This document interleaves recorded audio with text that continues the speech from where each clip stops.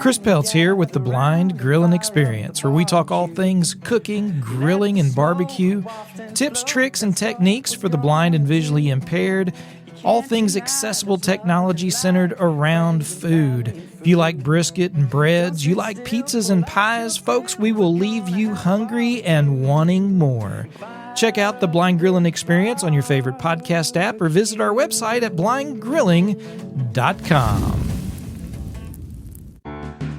From Wellington, New Zealand to the world, it's the Living Blindfully podcast, living your best life with blindness or low vision.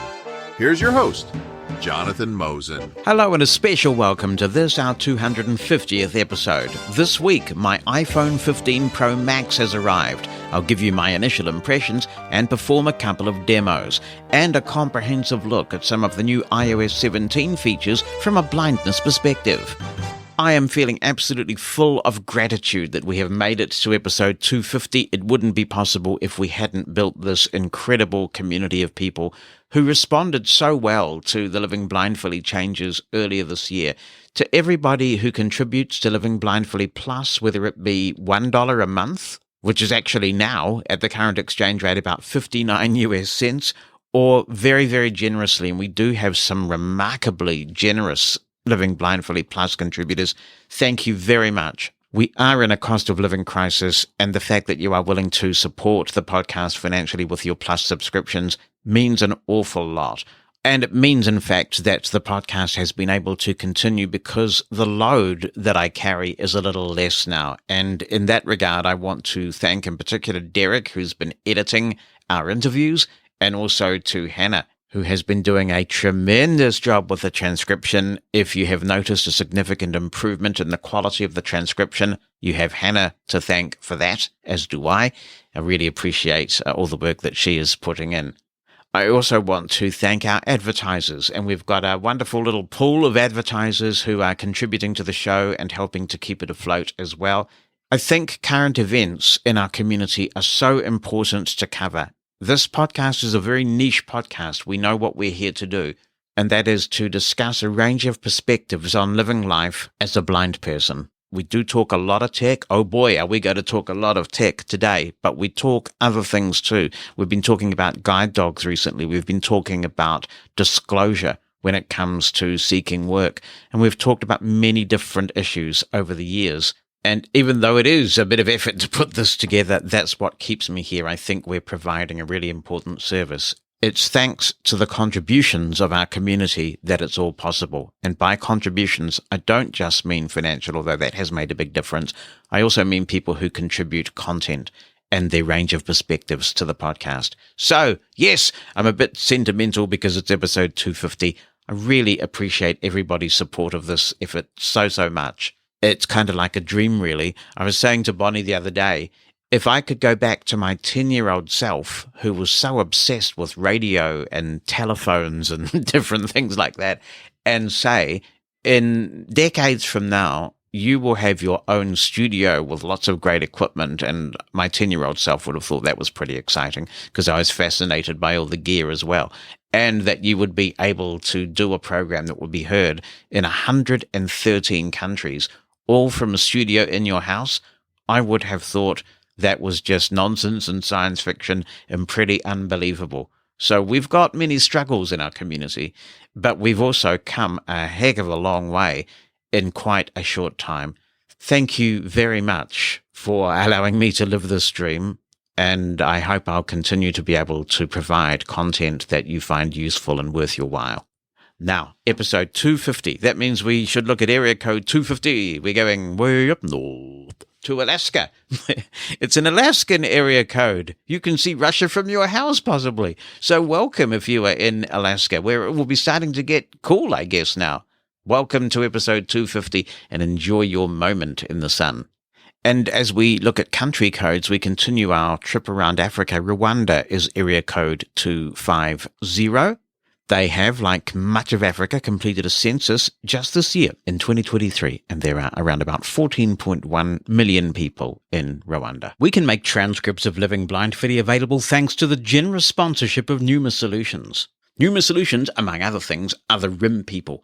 If you haven't used Remote Incident Manager yet, you really want to give it a try. It is a fully accessible, screen reader agnostic way to either get or provide remote assistance. It's not only screen reader agnostic, it's multi-platform too. You can use it on your Windows or your Mac machine, and people can assist each other regardless of the platform they're on. These days, not a day goes by that I'm not using RIM, and one of the ways I use it is to either receive or provide technical support from family members. I'm kind of the tech support guy in our family, so I quite often get questions from family members that they want me to solve. It's not realistic to expect them to install a specific screen reader, even the demo. So before RIM came along, I found myself having to try and talk them through what they needed to do. Now I can tell them to go to getrim.app, that's getrim.app, install a simple application on their Windows PC, and just by exchanging a code word, I can have a look at what's going on. I can either run the rater on their system, or if you're using NVDA, you don't even have to do that. It's an amazing tool, so do check it out. RIM from Numa Solutions, available now for your PC or your Mac at getrim.app. That's getrim.app. We'll begin our look at the iPhone 15 Pro Max on the iPhone 15 Pro Max. And you may find it hard to believe that we're recording on the iPhone, but we actually are. This recording is being made on my brand new shiny iPhone 15 Pro Max using Ferrite. And all I had to do was connect a Samson Q2U microphone to the USB port. It was that simple. No need for any kind of adapters. I've got a USB-C cable that connects to the other end of the Samson Q2U. I plugged it in. Immediately, VoiceOver started coming through the headphone jack of the microphone. I was able to load Ferrite, press record. I'm getting monitoring in my case, my hearing aids. It could be headphones if you don't wear hearing aids. That tells me if ever the signal starts to clip. And this is the hallmark feature of the iPhone 15 range, in my view, the USB-C port, and the fact that it is so easy to plug peripherals in. So I'm just standing here in the living room and talking into the Samson Q2U. We'll do some more recording experiments in a minute, but first let me talk about my first impressions while they're fresh in my mind.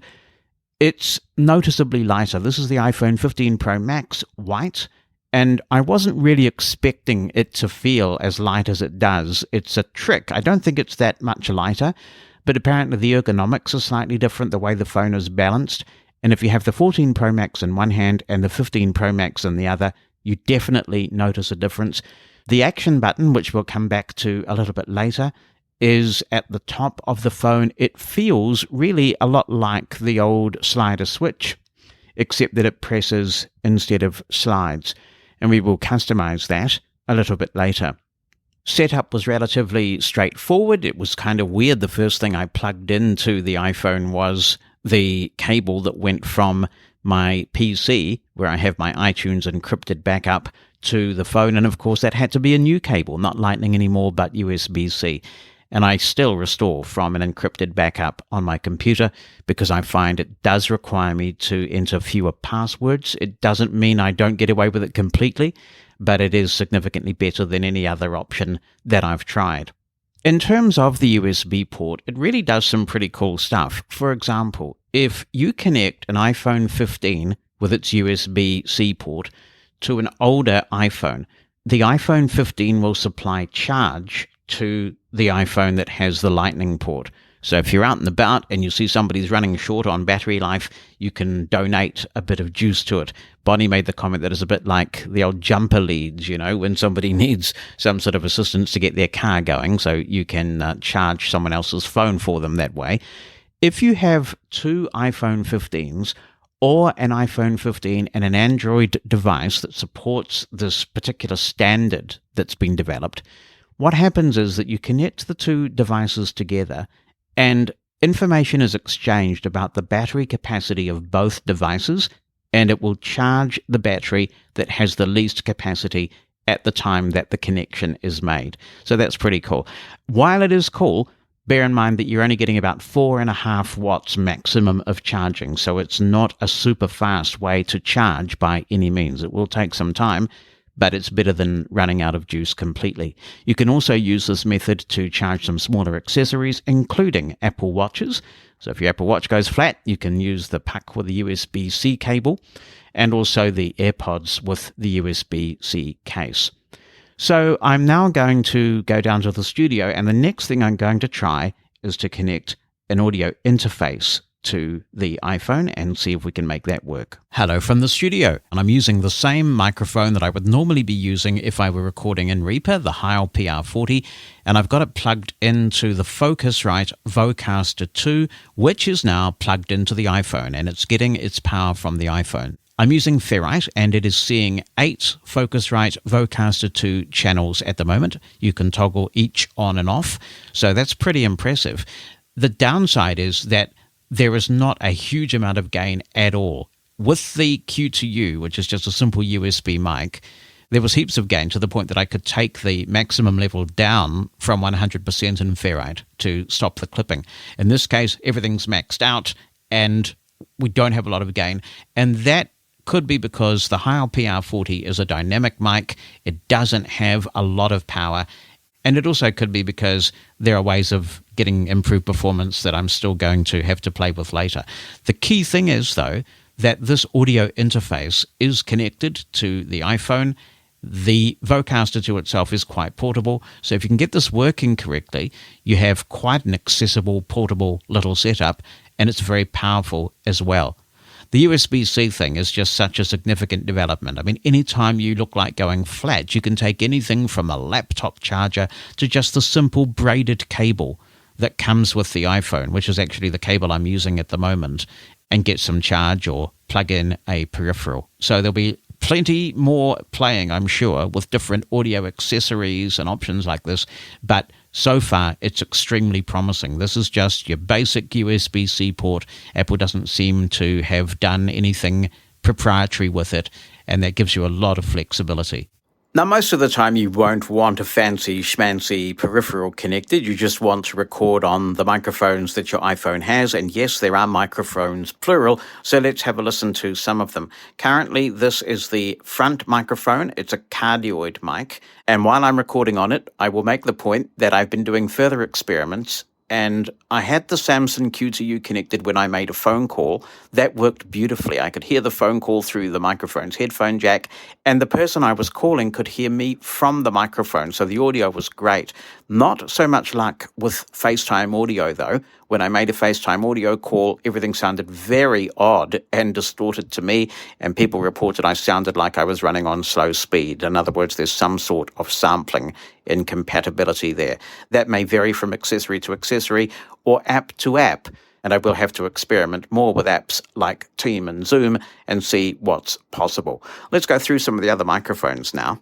Now I'm speaking through the bottom omnidirectional microphone in the iPhone 15 Pro Max. So we'll just talk a little bit longer and you can get a feel for how this microphone sounds, and now we'll switch to another microphone. Now we're recording on the front omnidirectional microphone of the 15 Pro Max. Of course, most of the time you don't have to worry about all of this sort of stuff. The appropriate microphone is selected for whatever you are trying to do, but the audio geeks among us find this a fascinating endeavor. Now I'm back in the studio on the PC recording the normal way, and I've got my iPhone connected to the mixer as usual. Well, not quite as usual, because of course I've had to get a USB-C to 3.5mm adapter, since Lightning is a thing of the past for me, but it is all connected, and this is the first time that I have used the adapter to record any kind of demo. Let's take a look at some of the notable new features in iPhone 15. We'll go to the Control Center first. Control Center. And it looks very much like it always does on any other phone, except that when we get past the lock rotation button, we've got this. Mute. Switch button. Off. And that's because of the Action button, which is assignable, and we'll come to that in just a moment. So if I double tap, silent mode, and I can feel the normal haptic vibration that would have occurred had I flicked the slider switch in previous versions of the iPhone to silent. I'll double tap. On. That would appear to be a bug, because actually if I go back and forward, mute, switch button, off. It's off. The mute is now off and the ringer is no longer silent. Next to the Control Center icon in the Settings app, we now have this. Action button. Button. This will only appear, obviously, if you have an iPhone 15. I'll double tap. Select. And now I'll go to the top of the screen. Settings. Back button. We'll flick right. Silent mode. Adjustable. There's a slider control which determines what the action button will do. If I flick right, we'll get an explanation. Silent mode. Switch between silent and ring for calls and alerts. I'll flick left now. Silent mode. Adjustable. And I'll flick up. Focus. Now let's see what focuses we can assign. I'll flick right. Focus. Turn focus on to silence notifications and filter out distractions. How do we determine what focus is turned on when we press the action button? That's done by the next control. Do not disturb. Button. I'll double tap. Minimal notifications. Button. Personal. Button.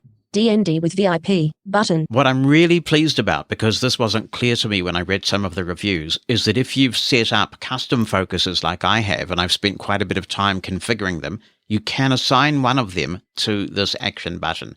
I have one called DND with VIP, which I use quite a bit when I'm recording. It means that Bonnie and the kids can text me or contact me by phone, but no one else can. I also get the video doorbell notifications and other important things. Other than that, my notifications are right off because I'm busy recording and I don't want to be distracted. So it's cool that I can assign the action button to any of these focuses. I'll go back now and let's have a look at what else is here. Focus. Adjustable. Camera. If you assign the camera to the action button, the first long press of it will launch the camera button, and then the second press will actually take the photo. Torch. And you can turn the torch on. In some markets, this is called flashlight. Voice memo. This is a handy blindness-related feature in my view, because many people do like to take a quick voice note and act on it later. Or you may just want a way to record something in case anything bad happens, and I have just pressed record on my watch face for this very purpose, so that if we get a guide dog refusal from an Uber driver, I can start recording, and it's pretty unobtrusive. Well, you can do all of this with voice memos as well if you want to, and assign it to the action button. Magnifier. As we'll be discussing very soon, the Magnifier has all sorts of VoiceOver specific capabilities, and certainly if you have a Pro version of the iPhone 15, you're getting more and more things thanks to LiDAR. Shortcut. You can assign a shortcut to the action button. Now, the world's your oyster here because there are so many things that you can do when you create a shortcut. Because I like being a rebel, one of the first things I thought when I saw that you can assign a shortcut to an action button is, you know what I'm thinking of doing? I might assign the Google Assistant to that button, because you can launch it with a shortcut, and then if you want to get something from Google Assistant, you've got it right there on your phone. It's just as convenient to launch as Siri is. Accessibility. Now, let's see what we can do here. I will flick right. Accessibility. Quickly use an accessibility feature. Choose a feature. Button. I'll double tap. Double tap to dismiss pop-up window. Button. I'm going to perform a read all, and we will hear all of the accessibility features that you can assign to the action button. Double tap to dismiss pop-up window. Button. Accessibility. Heading. Heading. Image. Vision. Classic invert. Classic invert reverses the colors of the display. Button. Color filters. Color filters can be used to differentiate colors by users who are colorblind, and to aid users who have difficulty reading text on the display. Button. Detection mode. Start detection mode on the Magnifier app. Button. Increase contrast. Increase color contrast between app foreground and background colors. Button. Reduce motion. Reduce the motion of the user interface, including the parallax effect of icons. Button. Reduce transparency. Improve contrast by reducing transparency and blows on some backgrounds to increase legibility. Button. Reduce white point. Reduce the intensity of bright colors. Button. Smart invert. Smart invert reverses the colors of the display, except for images, media and some apps that use dark color styles. Button.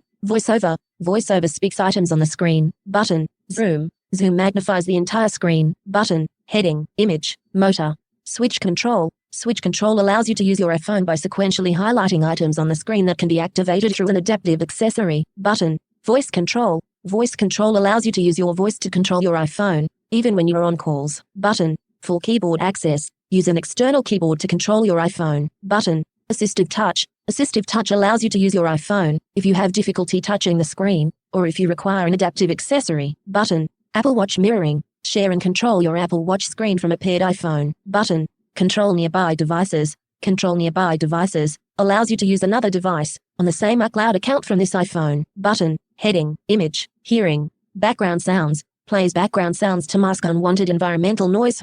These sounds can minimize distractions and help you to focus, be calm or rest. Button, left/right balance, adjust the audio volume balance between left and right channels. Button, live captions, your iPhone will use on-device intelligence to automatically display captions across all apps. Accuracy of live captions may vary and should not be relied upon in high-risk or emergency situations. Button, heading, image, general, guided access, keep iPhone in a single app and control which features are available. Button, live speech, type phrases for your iPhone to speak aloud. Button. Apple no doubt has a very comprehensive suite of accessibility tools. Those are the ones that can be assigned to the Action button. As I was listening to that, there was one that was absent that I'm disappointed about, and that is Live Listen. I was hoping that one option I had would be to be able to switch that on from the Action button whenever Live Listen might be helpful. So let's go back. Settings, back button, accessibility, adjustable. No action. Now you can actually turn the Action button off. It's like the thing in the Hitchhiker's Guide to the Galaxy where they say a sign lit up saying, please do not press this button again or something. But surely you can find a use for this Action button, especially since you can make a shortcut to pretty much make it do what you want. So I think for now, I will set this up to turn on my D&D with VIP focus. I really like this idea because I use this sometimes for important meetings as well, where I just don't want to be disturbed. So just having that on a handy button would be super. So, Focus. I'll flick right. Focus. Turn focus on to silence notifications and filter out distractions. Do not disturb, button. And double tap. Minimal notifications, button. Personal, button. D&D with VIP, button. Double tap to select it. Settings, back button. And it's all good to go. So we'll go back out of this. Now I'll go to the home screen. Settings. And I'm going to press the little Action button, which is right at the top above the volume up key. And I'll press and hold that. I don't get any confirmation at all other than a little bit of haptic feedback, but VoiceOver isn't saying anything. If I check in Control Center, Focus, button. Focus is now off, so there's no focus set. There are too many focus references at once here because I was going to say I'm going to keep VoiceOver focus on the focus button and see if the focus changes. Hopefully you get what I mean. I'm going to keep VoiceOver's cursor on this button, and now I'm going to press the button again.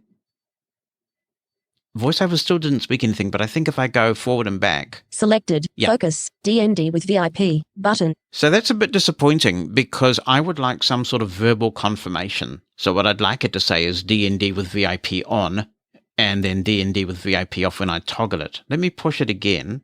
Yeah, unfortunately, the haptic feedback when you toggle the focus on and off again is exactly the same.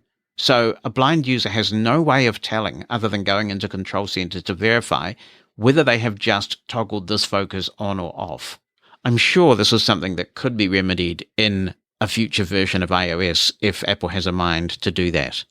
I paused the recording, and just to experiment, I've set this now to voice memos, so I'm going to tap and hold that button. You do have to press it in for a bit, and that's, I guess, to avoid having the button pressed accidentally. Action button. Button. And now it looks like we are recording, and we definitely got some feedback there. Current position. 4 seconds. Yeah, that's fine. It just started to record a voice memo. So all you have to do is hold the button down and start recording. Can I hold the button down and stop recording? Aeroplane mode. Switch button. Off. So that's very nice, being able to tap and hold this Action button. You immediately start to record. If you press the button again, you'll drop back to where you were before you started recording, and the recording is saved and it remains in your Voice Memos app. So that is the Action button. I quite like this. I know some people are lamenting the lack of a slide switch, but I mean, if you want to mute your phone still, you can assign the button to that very thing, and it's always now in Control Center, similar to the way that iPad has worked. Finally, before we move away from iPhone 15 specific things and we move on to iOS 17 things, let's talk about battery health. Apple has been increasingly interested in providing users with more data and protection around battery health since the famous battery gate stuff of a few years ago. Now, there are a couple of interesting things pertaining to battery health this time round.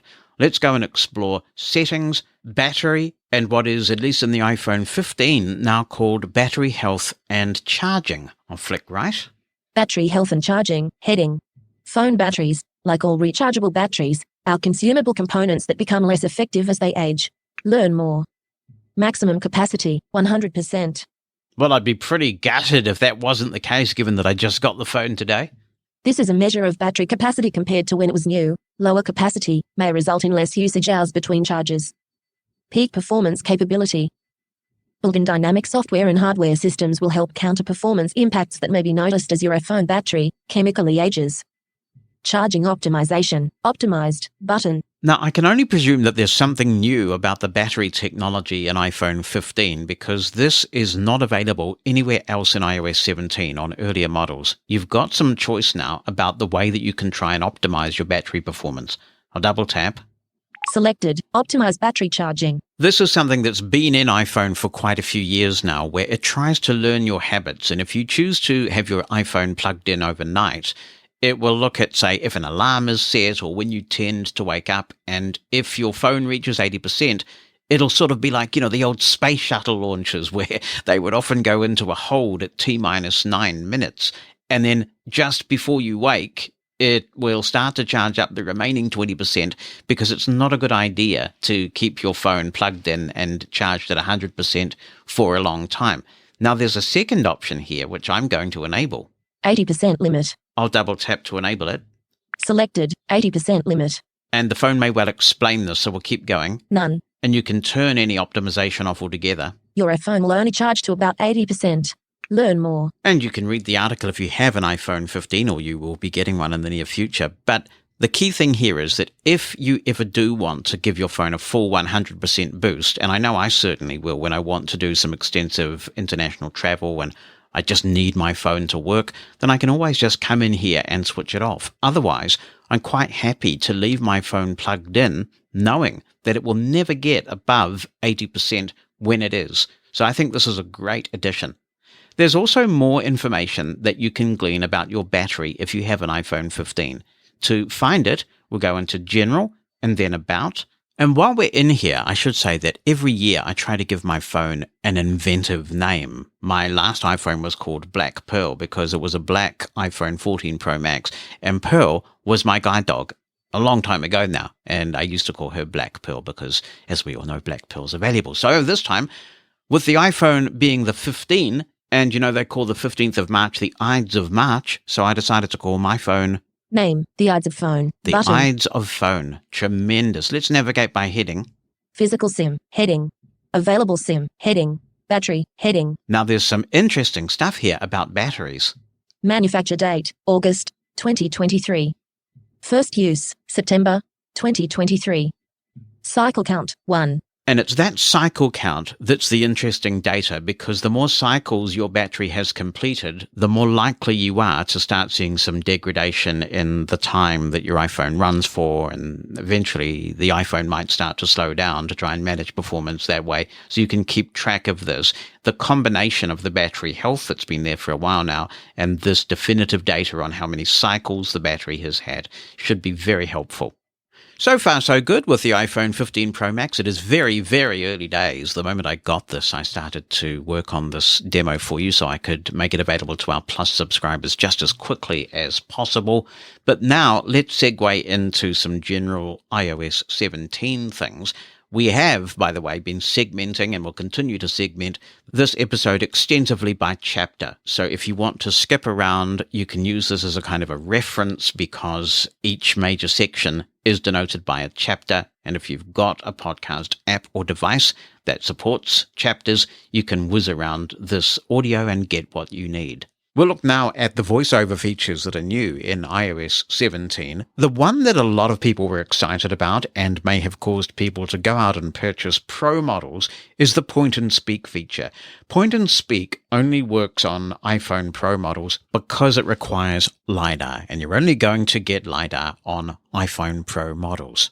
In recent versions of iOS, we've seen features like people detection and door detection come to the iPhone Pro models for VoiceOver users, and that's all handled in the Magnifier app. iOS 17 brings us another LiDAR-based feature, point and speak, and I have to say, from my preliminary testing, it is a real disappointment. Apple first announced this back in May when it previewed some new accessibility features coming to iOS 17 as part of its work on Global Accessibility Awareness Day. It highlighted the benefits for blind people of being able to point your finger at something unfamiliar, like an inaccessible touchscreen or even buttons on a device, and you may not know what those buttons do, and it will tell you what the buttons do. In my admittedly fairly limited testing of this, it really has not worked very well at all, and I must say I was somewhat relieved to hear Judy Dixon saying the same thing in episode 248, because Judy's one of the best totally blind people with an iPhone camera that I know, and she was having similar problems to me. I would happily have taken you to the kitchen and done a recording of touching the microwave or going to the laundry to show you the washing machine, but it's very much hit and miss for me and quite unreliable. If you want to try this for yourself, though, then you can perform a 4-finger triple tap to invoke the magnifier. Let's do that now. Detection mode. Magnifier, viewfinder, image, detection mode on, done, point and speak on, detection mode settings. Hand too close. Hand too close. Hold your finger further from the camera, lying flat on the text. I'll just pause this and let you know what's going on. I've been using point and speak, and it's currently the only option that I have on in the magnifier. We'll show you how to toggle the various options in just a moment. The phone is lying on the desk, so it's not getting a view of anything, and it's saying that the hand's too close and all those things, because really we're not set up to use the magnifier at the moment. But the first thing to do if you want to try this out is to select the correct mode, and probably, to avoid some clutter, deselect the modes that you don't want. I'm going to perform a 4-finger tap to get to the top of the screen. Detection mode settings, button. And we'll come back to that in a moment, but I'll flick right. Torch, off, button, done, button. People detection, off, button. Now we have the different modes and you can select them. You heard iPhone playing a sound there because I have the actions available message turned off in favor of that little sound telling me when there are actions, so I can flick down. Expand. Hide controls. Pause detection mode. Activate, default. If I want to turn people detection mode on, which can be very useful when you're out traveling, when you're trying to find a seat on a bus, that kind of thing, then you can double tap to turn this on. If I flick right. Door detection, off, button. Door detection is off at the moment. Image descriptions, off, button. As you travel around, you can get descriptions of what's going on around you, and we have demonstrated these features in previous editions of this feature where we've gone through new versions of iOS. Text detection, off, button. Point and speak, on, button. And point and speak is on at the moment. So if you want to try this, you might want to disable some of the other modes so you don't get a lot of verbiage and turn point and speak on. And let me know how you get on with this. I'd be curious to know what testing Apple did with blind people in real-world conditions on this, because I'm just not able to make it do anything of particular value. And if anything, the VisLens app seems to be a bit more useful. You do have considerable configurability, though, so we'll go to the top of the screen again. Detection mode settings, button. And double-tap that button. I'll flick right. Detection modes, heading. Done, button. People detection, button. Dog detection, button. Image descriptions, button. Text detection, button. Point and speak, button. There are options in here for each of these modes. We're interested in point and speak, which is new in iOS 17, so I'll double tap. Magnifier, detection feedback, heading. And we'll flick right and have a look at the detection feedback options. Sound, switch button, on. Labels, switch button, off. Speech, switch button, on. Haptics, switch button, off. Point and speak will detect the position of your finger and describe what is being pointed at by the finger in the camera view. Point and speak should not be used for navigation or in circumstances where you could be harmed or injured. There's more on the screen. Location, heading. Selected, under. Above. I haven't tried changing the setting, so it might be that if you change this so that point and speak is telling you what's above your finger, it may be a bit easier to try and get some useful information from touchscreens, where obviously if you've got something that's switched on and you touch, then you're going to be activating something, and you may not be sure what it is you've activated. Point and speak will detect text that is near your finger. Automatic torch, switch button, on. Magnifier will identify when the environment is too dark to detect text and will turn the torch on for 10 seconds to illuminate the surroundings. I imagine in American English that'll be saying flashlight and not torch, which is what we say here. Border, switch button, on. Color, vibrant yellow 82, button. Select a color to outline detected text. That's what's on this screen. If I go to the previous screen by performing a two-finger scrub, Point and speak button. we'll go to the top, More info button. and there's a More Info button. I'm going to double tap that, and you'll hear that it gives us a description of what some of these features do. Detection mode heading. I'm going to perform a two-finger flick down for a read all now. Detection mode heading. Point and speak. To use point and speak, point to a specific section of text or move your pointer finger around in the camera view. Your iPhone will detect the text near your finger and read this text to you. Text detection. Use your iPhone's camera to hear and read the text detected nearby. People detection. Your iPhone can let you know when it detects people nearby with sound, speech and haptic feedback. Feedback will be more frequent when the person is closer to you. Door detection. Your iPhone can let you know when it detects doors nearby with sound, speech and haptic feedback. Feedback will be more frequent when the door is closer to you. Image descriptions. Image descriptions provide a live description of the scenes detected in the camera view. All detection modes. Double tap the screen with two fingers to pause or resume detection. Continue button. That's what's on that screen. If I perform a double tap on the Continue button, we'll go back to the previous screen. So that's Point and Speak in iOS 17. A little bit underwhelming in my early tests, but hopefully we can crowdsource the best way to use this. And if you're having some great luck with it, we'd all be interested, I'm sure, in hearing about that. Another new thing you'll notice for VoiceOver users is that when you go into VoiceOver settings, you do get tips. Currently, this is the tip I'm getting. Tip. Detection mode. Use Magnifier to speak text under your finger, describe scenes, and detect people, doors and text using your iPhone's camera. 4-finger triple tap to start detection mode. Now you heard that sound indicating that actions are available. I'll flick down. Use detection mode in Magnifier. If I double tap at this point, Magnifier, viewfinder, detection. it's actually context aware, so it's taken me back into the Magnifier app. So I'm going to close the magnifier. I'll go to the app switcher by performing a long flick up from the bottom of the screen. App switcher. Magnifier. Close magnifier. And double tap. Settings. App switcher. Settings. Activate. We'll go Default. back into settings. Settings. Tip. Detection mode. Now, I can flick down Use detection mode in Hide tip. and hide this tip. VoiceOver. Switch button. On. And at the moment, there are no other tips that are displaying. So perhaps that's the only one I'm ever going to get, or maybe other tips will come up periodically. One feature that many users who like their speech sounding exactly the way they like will appreciate is that there's much more flexibility for many iOS 17 voices in terms of how they sound. For this demonstration, I'm using the vocalizer Karen voice, so let's take a look at how she can be customized first. Not too surprisingly, to do this, you will double tap the speech settings under VoiceOver settings, and then you can do this for either your primary voice or for any English voice that you have on your rotor. I've highlighted Karen now, so I'll double tap. English. Australia. Heading. Selected. Karen. Premium. Now, this is actually quite buried, and some people have been quite surprised when I've pointed out to them that you can do this. So you've now got to double tap again. English. Australia. Heading. I'll flick right. Karen. Download Karen. Enhanced. 157.3 megabytes. Button. Selected. Karen Premium. Using 213.5 megabytes. Now that's the key message. The actions are available, so I'll flick down. Speak sample. We don't need to do that right now because we're hearing Karen speak as we do this demo, but if I flick down one more time, Open the voice settings. we can open the voice settings for Karen and indeed for most other voices, and I'll show you a couple of other examples of this. I'll double tap. Preview settings. Button. This is actually set focus to the last control on the screen, which is to preview settings. That's handy if you've made a bunch of changes and you want to hear their cumulative effect. You can double tap and do so, but I'm going to go to the top of the screen now by performing a 4-finger single tap on the top half of the screen. Karen. Back button. And I'll flick right. Voice settings. Heading. Timbre. 100. Decrement 100. Button. I'm a big fan of the flexibility, not a big fan of the user interface that Apple have put together here, because I think it would be far easier to just have a slider so you can slide up and down to control each of these. Instead, you have to find the decrement button to double tap that and decrease, and the increment button to double tap and increase. So let's have a look at what the timbre does. I'm going to double tap.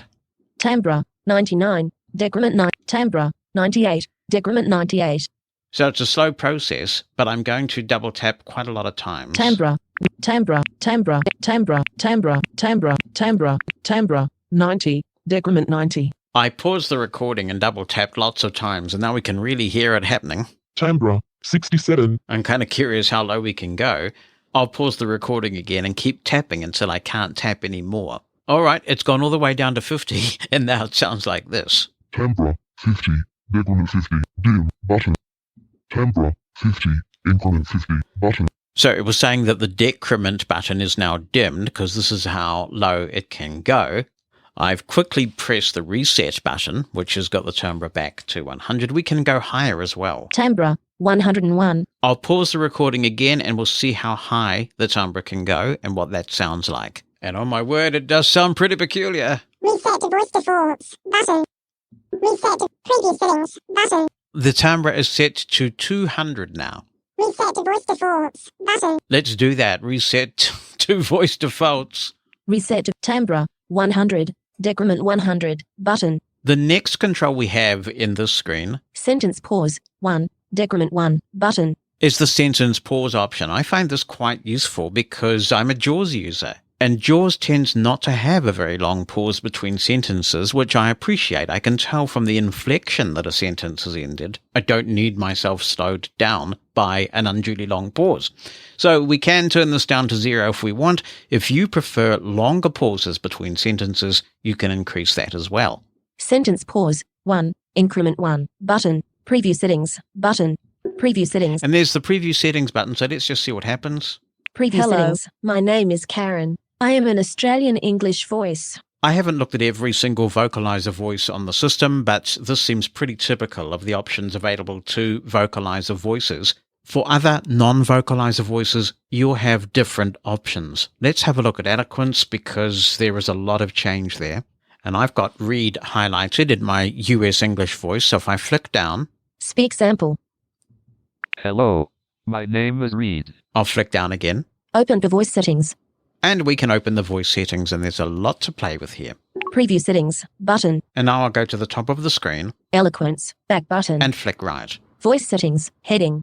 Rate multiplier, 110, decrement 110. Some of these parameters have quite cryptic names, actually, so I'm going to take this down a few, and we'll see what difference it makes. And actually, to make that more apparent, I will switch to eloquence for this part of the demo so you can hear what's happening. The lowest that this parameter goes, Rate multiplier, 50. Decrement 50.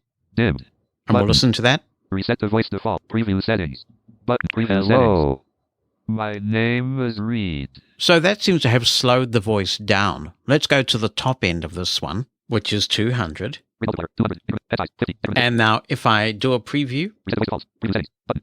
Hello, settings. My name is Reed. so what appears to be happening here is you have your main speed control, which is on the rotor and also in the iOS VoiceOver settings.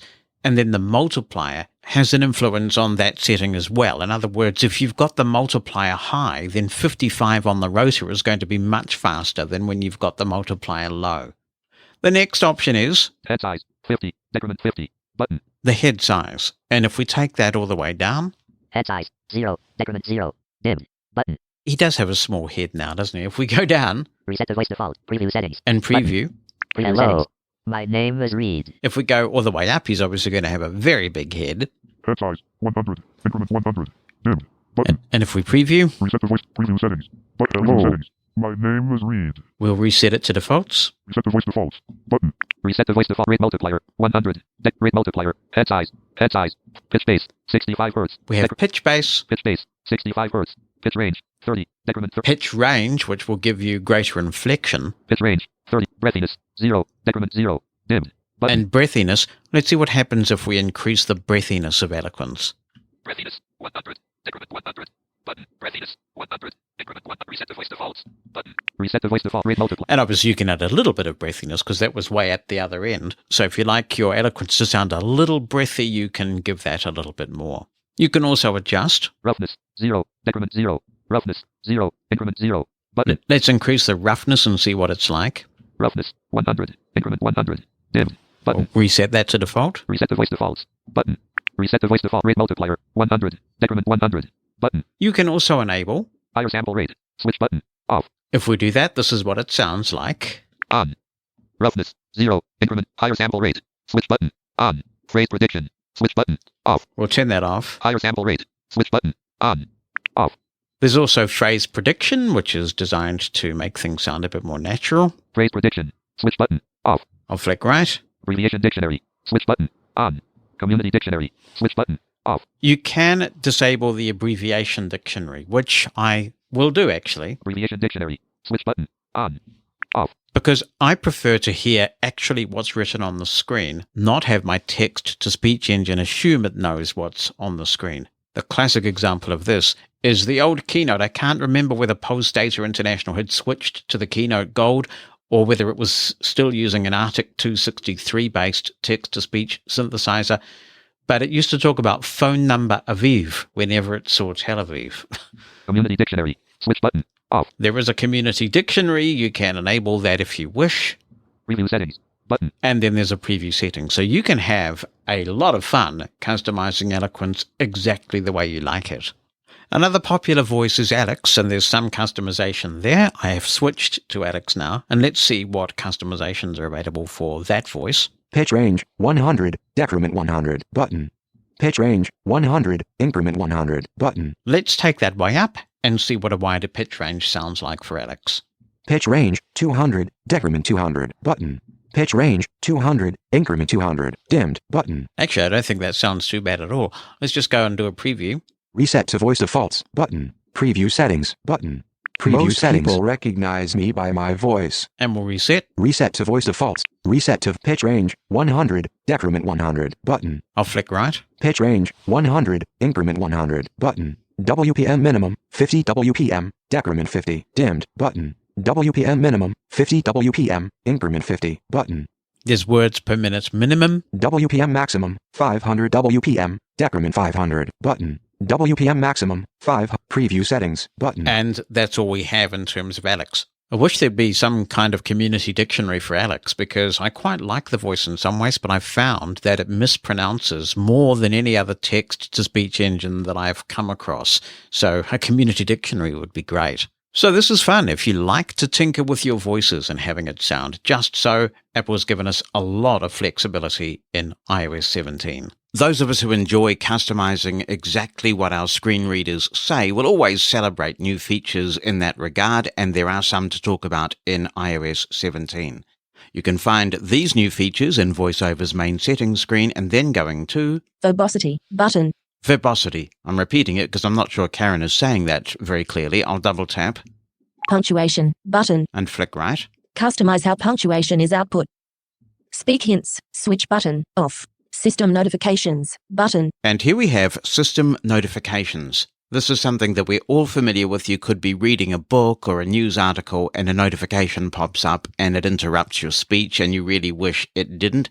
There was some customization for this scenario before, but now there's a lot more and it seems to be far more effective, with one massive disappointment.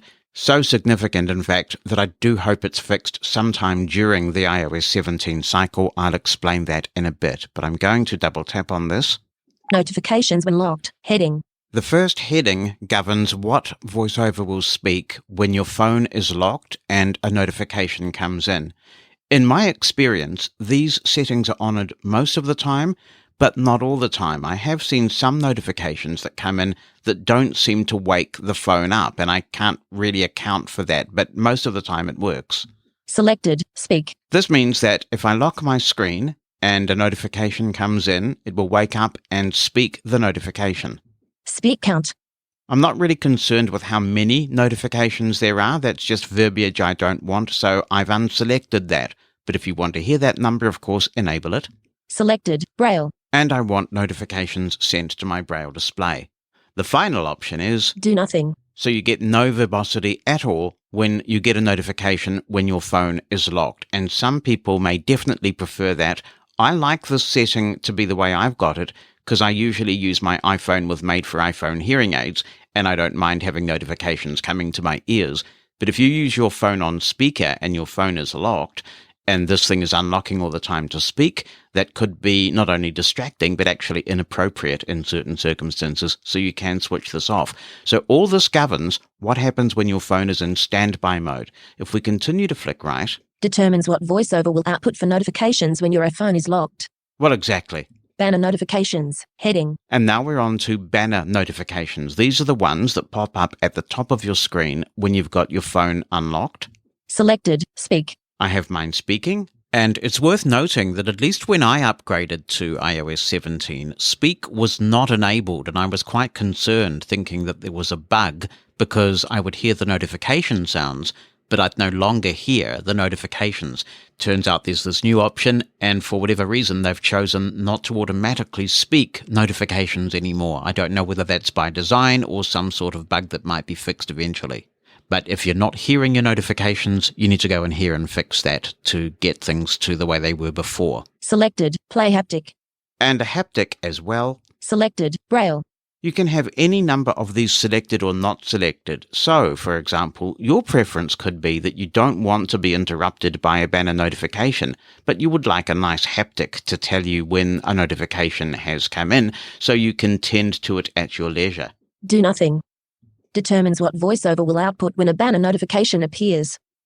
Use ring switch, switch button, off. When the ring switch is set to silent, no notifications will be spoken. Now, I'm actually recording this part of the demonstration before my iPhone 15 has arrived, so I'm using an iPhone 14 Pro Max, and I imagine the language will be different when I get the iPhone 15, but since most people will have older devices in the initial stages, I'm going to leave that in. Pretty cool that you can use the ringer switch to silence your notifications when that's appropriate, and you can enable that feature if you want. I mentioned that there's one big disappointment, and that is that these features are not configurable in activities. If you've not used activities before, they allow you to customize the behavior of many VoiceOver settings depending on a scenario, like the application that you're running. One really easy example is that I usually have hints disabled on VoiceOver because I've been using it a long time, and navigating the home screen and hearing double tap to open all the time is tedium, I tell you. So I have it switched off. However, when I use the third-party podcast app Overcast, they use hints to speak an excerpt from the show notes when you flick through a podcast or a playlist of podcasts. I want to hear those show notes. So I've got an activity set up that when I go into Overcast will enable verbosity, and I don't have to think about it now that it's set up. It just happens in the background. What I really think is missing here is the ability to customize these notifications based on activity. Let me give you a very simple scenario I'm sure many people will be able to relate to. Let's say that in most cases your preference is to have your notifications spoken automatically when a banner comes in at the top of your screen.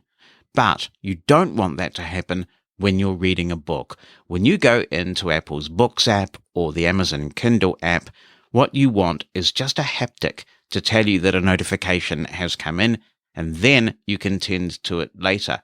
If these notification settings were configurable in activities, then you could do exactly that. One sort of workaround that doesn't do exactly the same thing is to set up a focus that triggers for book apps. We've covered the focus feature in the last couple of iterations of this thing where we've gone through new versions of iOS, because I think focuses are one of the coolest new things to be added to iOS in a very long time. I use them extensively. So when I go into my Amazon Kindle app or the Apple Books app, I have very minimal notifications. When certain people call or text me or certain applications send a push, like DoorDash or Uber Eats, I want that notification, but most of my notifications are silent. The thing about that, though, is that I have to go into Notification Center to check if other notifications have come in, whereas if this activity could be set up so that I can get haptic feedback, that would be much more immediate, but still not intrusive. Still, this extra control of verbosity is very welcome. While we're in verbosity, I'm just going to go back. System notifications button. And if we go quite a long way through this excellent screen of customization options, we have something else that's new. Predictive text feedback, button. Apple's done a lot with predictive text in iOS 17 to make it smarter and adaptable to you, and I'll talk a bit more about that later in this episode. But for now, let's take a look at what VoiceOver can do. We'll double tap. When predictive text appears, speak, play sound, button. At the moment, it will speak the prediction and it will play a sound. If we go in here... Selected, speak. Selected, play sound. Change pitch. Braille. Do nothing. So you've got quite a few options there. We'll go back. When predictive text appears, speak. VoiceOver will output predictive text when it appears.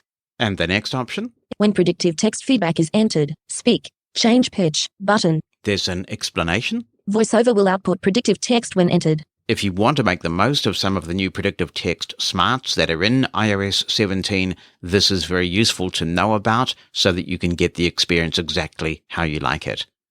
Taking a look at Braille in iOS 17, there is a tip when we go into Braille settings. Tip. Launch apps with your Braille device. In the home screen, press return on your Braille device. Start typing the name of an app, then press return to open the app. This doesn't work for me. I think it's because I'm using a Mantis, which is essentially posing as a Bluetooth keyboard. But if you have a standard Perkins-style Braille keyboard, then this is very handy. I'll flick down. Hide tip. And double tap. Input, contracted, button. And the tip has now gone away. There's another big Braille feature that's been introduced in iOS 17, and it's this. Sound curtain, switch button, off. Be careful with this one. I'll flick right. Sound curtain ensures that your iPhone does not play sound from music or sound effects. When the Braille display is connected, emergency alerts will still play sounds. If you are a Braille user and you don't want any kind of sound playing on your phone when you're using your Braille display, sometimes that can be very useful when you're in a meeting or some sort of environment where any kind of sound is not appropriate, then you can enable Sound Curtain. You'll get a warning when you try to do so. And in fact, let me try that now. Sound curtain, switch button, on. Alert, sound curtain. I'll flick right. Sound curtain will disable all audio including VoiceOver when a Braille display is connected. Are you sure you want to continue? Now, I'm going to do that and just make sure that it works the way they say it will, so I'll flick right. Cancel, button, OK, button. Double tap.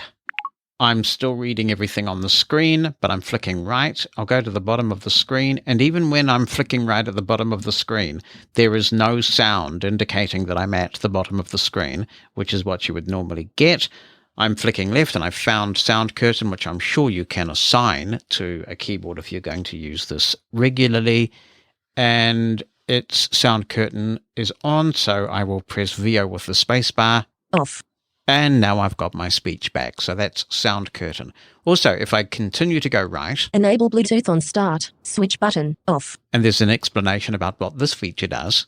Enable Bluetooth when VoiceOver starts so that Braille displays can connect. I tend not to disable my Bluetooth anyway, so I will leave this feature off, but it will be useful for some. With Braille, you can always find a few nuggets buried away under the More Info for your Braille display. So if I flick right... Choose a Braille display.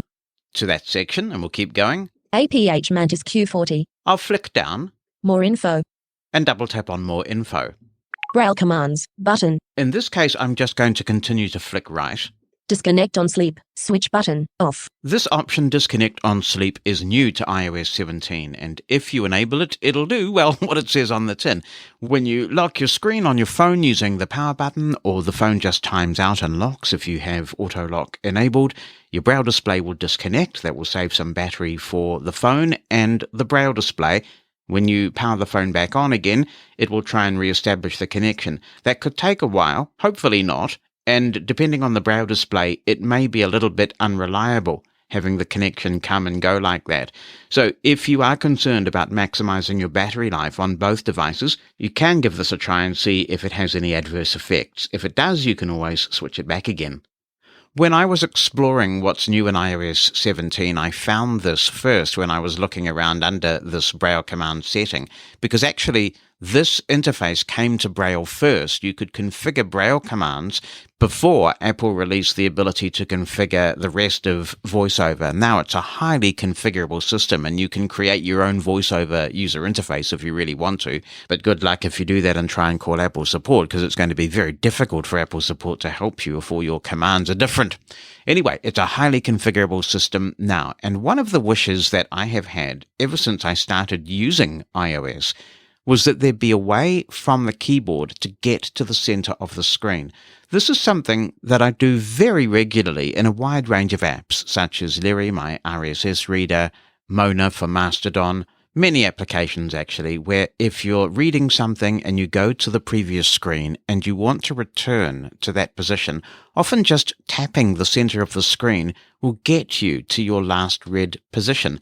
There hasn't really been an easy way to do this from the keyboard, which has made using the iPhone completely touchscreen free a little bit challenging for a VoiceOver user. Now that has been dealt with, what I'm going to do is show you this from the general interface and not the Braille one. I mention it here though because I first discovered it when I was fossicking around in the Braille commands for new things. But for everybody to get to this, even if you don't have a Braille display, you go into your main VoiceOver settings screen and then go to Commands button. I'll double tap on Commands. All commands button. And I'll double tap All Commands. Interaction button. And flick right. Basic navigation button. To Basic Navigation. I will double tap. Move in button. And the one that we want is called Move to Item at Center button. It currently doesn't have a keyboard command assigned to it, but if you want to do that, we can double tap. Touch gestures heading. Add gesture button. And flick right. Keyboard shortcuts heading. Add keyboard shortcut button. And you can double tap and add a keyboard shortcut if you want to. There is a new feature in rotor settings, so I've gone in there now and I'll flick right. Rotor items button. Change rotor with item switch button on. And we'll get an explanation of this. Changes the selected rotor based on the VoiceOver focused item. On is the default, and it's how it's always worked. For example, if you are in an app and actions become available, the actions rotor automatically gets focused so that you can flick down and perform the actions. If you switch this off, then you would have to manually rotate to the action settings. This could be useful if you have a preference to just keep the rotor the way it is, unless you expressly choose to rotate somewhere else and change it. So those are some of the VoiceOver changes in iOS 17. When I finish the show, I'll be rewarding myself by spending more time playing my favorite game of the moment. It's called Time Crest. If you're old enough to remember the classic text adventures, it's kind of like that, but way better, with an epic soundtrack and many twists and turns. In Time Crest, you're the main character. A young mage named Ash contacts you frantically through a pocket watch, asking for your help. Ash's world Alincia is about to be destroyed by falling meteors, but you demonstrate the ability to save Ash's world by turning back time. Chatting with Ash is kind of like texting a friend who needs help, and I must confess, I've come to look forward to the text conversations and what's happening in Ash's life. Play Time Crest on your iPhone, iPad, or Apple Watch. Play it for hours at a time, and believe me, I have, or you can dip in and out when you have a few minutes. This is such a cool game. Search for Time Crest in the App Store or find out more at timecrest.com. That's timecrest.com. There are a couple of new notable things where Siri is concerned. One is that in most English-speaking countries, you no longer have to prefix the Siri with hey anymore. Unfortunately, with the English New Zealand Siri, you still have to, but I've got my Siri speech set to English UK, which seems to suit my voice well enough, and that means I have been able to drop the hey from the beginning of the phrase. If you want Hey Siri back again, you are absolutely able to do that. Let's have a look at this. Siri, open Siri settings. Settings, reset hidden suggestions, button. I'll go to the top of the screen. Settings, back button. And flick right. Siri and search, heading. Ask Siri, heading.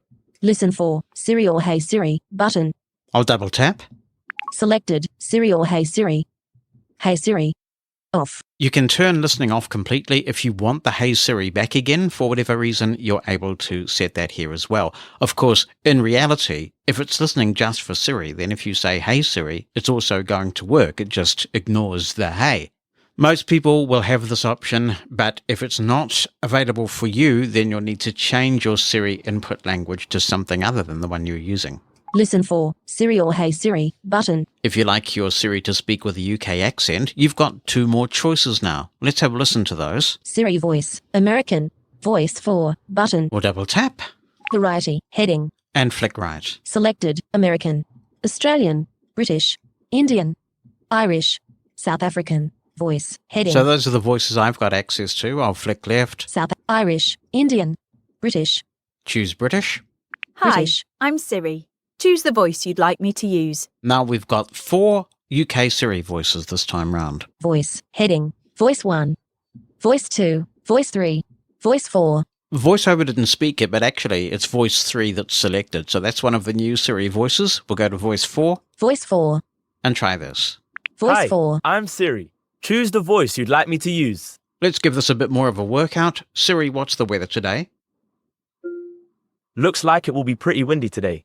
Daytime temperatures will hover around 17 degrees, with overnight lows around 12. And it really is windy. If you can hear a bit of wind outside while I'm recording this, that's why. It's blowing a gale out there. Let's ask the other voice. Siri, what's the weather today? Looks like it will be pretty windy today. Daytime temperatures will hover around 17 degrees, with overnight lows around 12. There are other settings pertaining to Siri, and they live under the Siri part of accessibility settings. I'm going to take you there now because there's a feature that many of us will appreciate. Speaking rate, 100%, adjustable. Thankfully, they're using a standard slider control instead of those inefficient buttons that they've put into the speech settings. So I'm going to go down. 90%, 80%, 80%. It goes down to 80%. Let's see what that sounds like. Siri, what's the weather today? It will be windy today. Daytime temperatures will hover around 17 degrees, with overnight lows around 12. And it goes all the way up to 200%, which sounds like this. Siri, what's the weather today? Looks like it will be pretty windy today. Daytime temperatures will hover around 17 degrees, with overnight lows around 12. So for those of us who like our speech cranked up, it is good to see Siri offering this feature in accessibility settings. Personal voice is another feature announced back in May when Apple previewed some of the accessibility features in iOS 17. Personal voice is intended for those who have speech difficulties who may be losing their voice and want to preserve an electronic version of their voice so that they can type material that they want spoken, and a voice that sounds something like their own will be able to speak it. We're all familiar, of course, with Professor Stephen Hawking and how he made that deck talk-like speech his own, and people associate that speech now with him.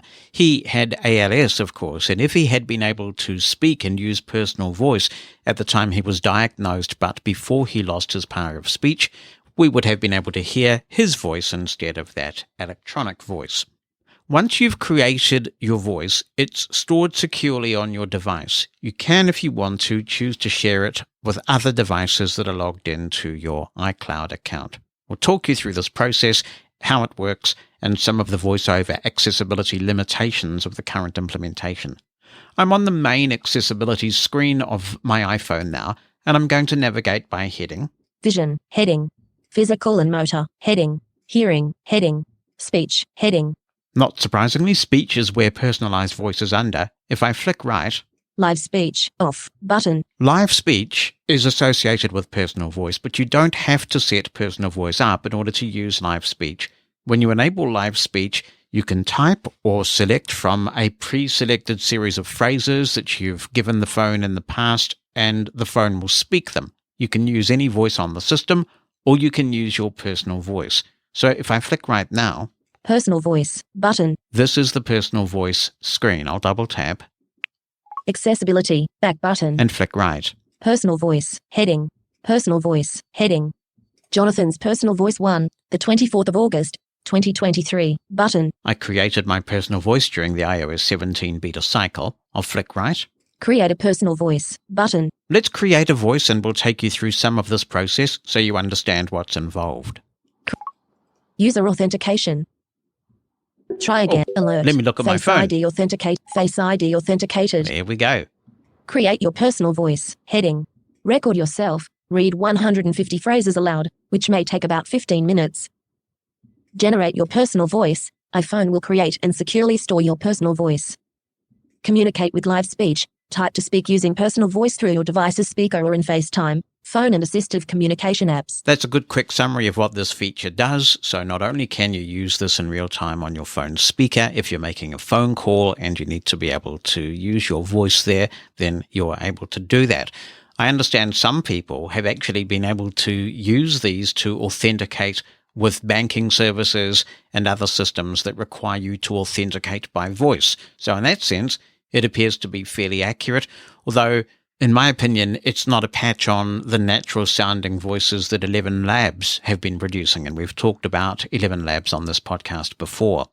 If I were to double tap the continue button, it would give me 150 phrases that I need to say. And if you're wearing headphones or something like that, you can hear the phrases, double tap, record the phrase, and then go on to the next phrase. Of course, it works beautifully with a Braille display as well. When you've recorded your 150 phrases, you've then got to plug your phone in and switch it off because all of the processing happens on your device. And it's pretty intense, so I suspect that how long this takes may depend on the speed of your device. And in fact, some earlier devices will not work with personal voice because they're not powerful enough. My test phone during this cycle was an iPhone 11, and I couldn't use personal voice until I actually put it on my primary device, which at the time was an iPhone 14 Pro Max. When you've created the voice, you can double tap it. You can export the recordings that were used to create the voice. You can stipulate whether you want this shared across your iCloud account, and you can also delete the voice if you want to. Now I'm going to back out of this screen. Apple Watch mirroring button. And just go back to speech. Hearing, heading, speech, live speech, off, button. We need to turn live speech on, so I'll double tap this button. Accessibility, back button, live speech, heading, live speech, switch button, off. It's off at the moment. Triple click the side button to show live speech. Favorite phrases, button. If you were using this for its intended purpose, you might have a favorite phrase, especially if you were making a phone call that said, "Hello, my name is Jonathan. I'm not able to use my own voice," so you're hearing a copy of it. It may take me a while to type my responses to you, so please be patient if there's a pause between when you've finished saying something and when I reply. It'd be a nuisance to have to type that every time, so you could store that as a frequently used phrase. I'll double tap. Hello, my name's Jonathan Mosen. I'm speaking with the assistance of Apple's personal voice feature. I'll flick left. Add button. And I'm going to add one. Add. Save, dimmed, button, phrase, text field. I'm going to pause the recording and type a fairly lengthy phrase into this so we can hear what the voice sounds like. I've typed in that phrase, and it was quite a long phrase actually, so I don't know whether there's any kind of character limit on this. I haven't come across it yet. So I've backed out to the previous screen, and we need to enable live speech now. Live speech, switch button, off. I'll double tap. On. And now I'll go back to the home screen. Settings. Now that that's switched on, we triple click the side button, and you will get a choice of turning VoiceOver on and off or live speech. But of course, in the iPhone 15, with its action button, you could assign live speech to the action button. So I'm going to triple click the side button. Alert, accessibility shortcuts. Selected, VoiceOver, button, live speech, button. Live speech is not selected at the moment, so I'll double tap it to select it. Launcher, call Bonnie, button. Now we have a window that's sort of popped onto the screen, and I think it floats, and it can be quite difficult to locate by touch, but it seems to be quite close to the dock, so I'm going to try and find it. Dock, drafts, keep close, hello. There we go. I found it just to the right of the dock, actually. Hi, my name's Jonathan, and I'm the host of the Living. There's the second phrase that I just typed in. Now I'm going to double tap that, and it should start to speak through my personalized voice, and you can be the judge of how good it sounds. Hi, my name's Jonathan, and I'm the host of the Living Blindfully podcast. If you haven't heard of Living Blindfully before, as a podcast usually published every week that looks at a wide range of issues from a blindness perspective. Sure, we talk about technology because who doesn't enjoy geeking out regularly, but we also talk philosophical, political, and other important issues. I hope you'll give it a listen. It's available in all the places where the Groovy podcast can be found. No, I don't think that's particularly impressive. It does sort of sound like me, but the inflection's really strange, and it's not saying everything particularly well. So I'd like to have another go at recording the voice to see if it's any better. There's also an edit field. Hi, hello, close, button, keyboard, button. You can double tap the keyboard button. Launcher, call Bonnie, button. Now I'll go back. Messenger, doc, find mail, the doc. drafts, phrases, close, button, type to speak. Text field is editing, insertion point at start. I've got my Mantis connected, so I have my Bluetooth keyboard, and I'll just say tap, tap, tap. Is this thing on? Question mark. Now, if I press enter, tap, is this thing on? There we go. It now Type to speaks speak. it. So actually, it has become a little bit more accessible since the beta, which is, I guess, why we have betas. So it is usable. You just locate the dock and then flick right, and you will get focus into this little personalized voice section once it's come up on the screen. Now that it is a bit more accessible, I am inclined to have another go and see if the voice can be made to sound much better than it currently is. But let's put this in perspective. If you've got a choice between completely losing any semblance of your voice and having this on your phone at any time so that people can hear you, then it's a no-brainer, and this is a really fantastic accessibility tool that Apple's come up with. Like many accessibility features, other developers are seeing the potential, and it is possible to grant third-party apps access to your personal voice. This doesn't happen automatically. You'll have to grant permission. A notification will come up every time an app wants to use your personal voice. One app that is very quick out of the gate in this regard is Carrot Weather, which is a fantastic, very flexible weather app. It's famous for the snark that it introduces into its weather forecasts, but in addition to it being a fun app, it's a very powerful configurable weather app, and with the version that was just released on iOS 17 release day, you can now choose to have the weather forecast read in your voice. Gradually over the last few years, Apple has been embracing widgets, and I can hear all the Android listeners saying, yeah, we've been doing that for years, and indeed they have. Android had widgets long before iOS did. Widgets first came to the Today screen, which in fact was designed for widgets. Then they were allowed onto the home screen. They eventually made it to the lock screen. And in iOS 17, widgets are interactive, which is a big feature, in my view, that's going to add a lot of value over time as developers embrace this new concept. What is a widget? Well, traditionally when widgets got started on iOS, they were bits of information that you could have readily available to you because they were on your home screen. They were a little bit of an app that could appear for you without you having to go into the app. But increasingly, widgets are about more than just providing you with a bit of information. They allow you to interact with an app in some way as well. And this really challenges those of us who've had iPhones for a very long time or who've never really gone beyond the defaults to think about our home screens as more than a static grid of apps. Over the last few versions of iOS, Apple has been acting on its notion of what a new home screen should be like. They really encouraged us to think differently about the home screen when they introduced the app library. Because with the app library, even when you get an app from the App Store, it doesn't have to appear anywhere on your home screen if you don't want it to. You can leave it in the app library and go and look at it if you want to. You can launch it using Braille screen input or Spotlight Search or Siri, and it need not ever appear on your home screens at all. Some of us organize our apps by pages. So if you have a few apps pertaining to travel, then you might put them all together on a particular page or two. If you have apps relating to food delivery services like Uber Eats or DoorDash, you might cluster those together. Those of us who really are neat freaks, and I count myself among this group, put our apps into folders grouped by subject matter. I have a blindness folder, a productivity folder, a utilities folder, one full of audio recorders, and so on, and I have hundreds of apps tucked away like that.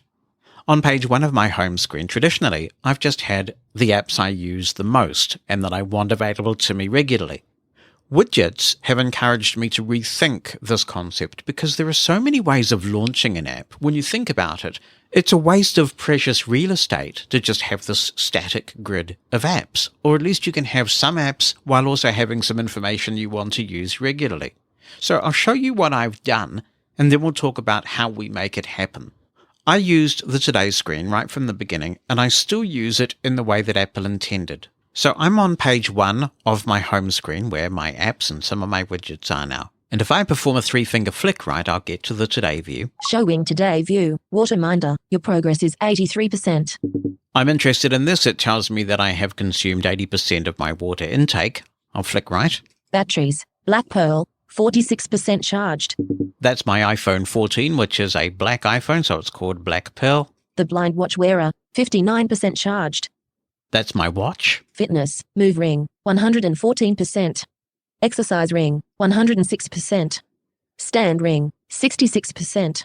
That's the fitness, and I always like to keep track of how my fitness is doing, so it's right here on my Today view, and I can consult at any time. I'll flick right twice, because if I flick right once, it will just give me the same data again, this time expressed in numerical value.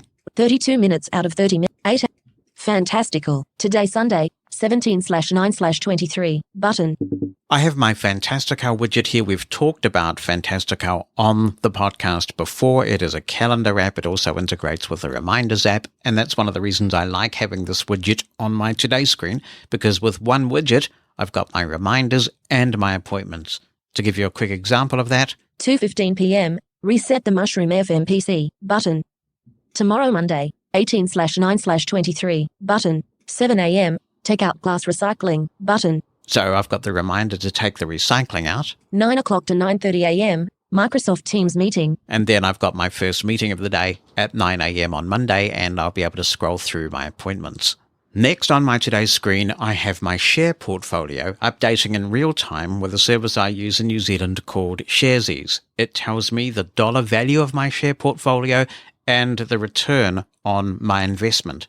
And after that, I have the Parcel app. Parcel. Selected. iPhone 15 Pro Max. There we go, and it's telling me about the iPhone 15 Pro Max and where that is, and other information as well. So that's the Parcel app showing me in real time where parcels that I'm tracking are. It's really easy to create your Today screen, and what you'll be able to add will depend on the apps that you have installed on your phone. I'll flick down. Edit mode. And we'll go into edit mode. Started editing. Parcel is editing. Widget. Now I can see all the widgets that are on my Today screen. If I go to the top of the screen, Add widget. Button. there's an Add Widget button. I'll double tap. Search widgets. Search field.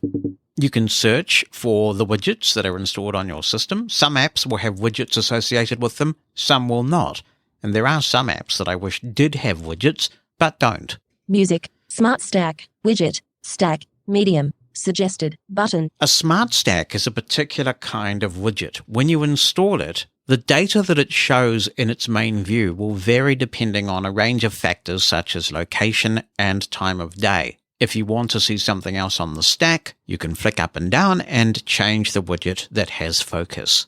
If I flick right, 10%. Up next. Widget description. Pick up where you left off in your most recent course. Widget. Small. Suggested. Button. we're getting some suggestions here, but if I continue to flick right, we'll get into an alphabetical list of the apps that I have on my device that offer widgets.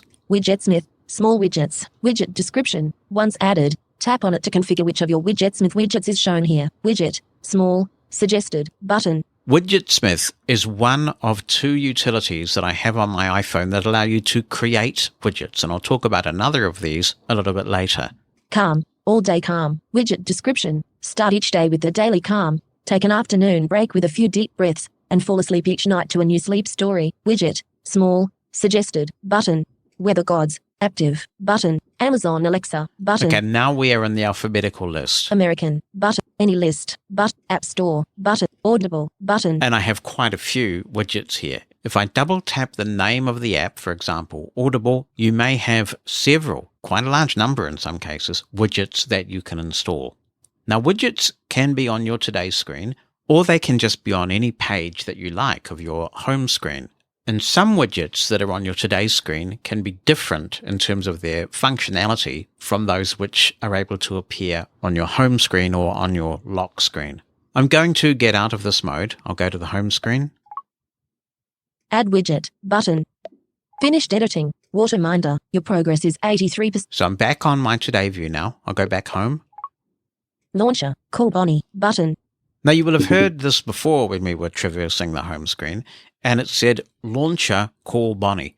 This is the second app that I have on my phone that allows me to create widgets. And this widget allows me to, with a double tap, call Bonnie. It does confirm the number that I'm going to call, because you don't want to accidentally double tap the wrong thing and make a phone call to someone. But right at the top of page 1 of my main home screen, I've got a little widget that calls Bonnie. It's extremely useful. If I flick right, Messages, 1 unread message. you've got your standard message screen there. Settings. My Roger Mic. App Store. Music. Sonos. Met Service. Paparangi. 17 degrees. Eye condition windy large. Image. 16 degrees. Eye thermometer. 11 degrees. So in the middle of the apps, I've got a widget from the New Zealand Met Service, which provides very local weather to us, much more so than Apple's weather app. And I've got the weather conditions right on page 1 of my home screen. So you can mix and match. You can have some apps, you can have some widgets. To understand the effect that this is going to have on your home screen, you need to understand that there are 3 sizes of widgets. The iPhone home screen grid is 4 apps wide by 6 apps tall for a maximum of 24 app icons on one page. A small widget is 2 wide by 2 tall. So if you install a small widget onto your home screen, it's going to take the space of 4 app icons. A medium-sized widget is 4 wide by 2 tall. So it's taking the space of 8 app icons, 2 rows of apps. And a large widget is 4 wide by 4 tall. So it's taking the space of 16 apps or 4 rows of apps. A small widget can share horizontal space, the remaining 2 half rows, with another small widget, or up to 4 app icons. So if you start installing widgets onto pages of your home screen that already have apps, you may find that there's no room for your apps, in which case those apps will be nudged onto subsequent pages of your home screen. So on the first page of my regular home screen, that's not the Today view, but the first page that can include apps as well as widgets, I've got Essential Things. I'm going to perform a 3-finger flick left to get to page 2 of my home screen. Page 2 of 4. Home. Broadcasts. Mushroom FM. Recently played. Button. I've got Essential Things on page 1, but on page 2, I have 2 widgets for 2 apps that I use a lot. The first is the Broadcasts app. This is a great app for listening to internet radio. It is my favorite internet radio app by a long way, and it remembers the stations I've been listening to recently. So what I need to do is double tap, for example, Mushroom FM, and it will start to play without me having to go into the app. If I flick right, BBC Radio 4. Button. RNZ. Radio New Zealand in Parliament. Button.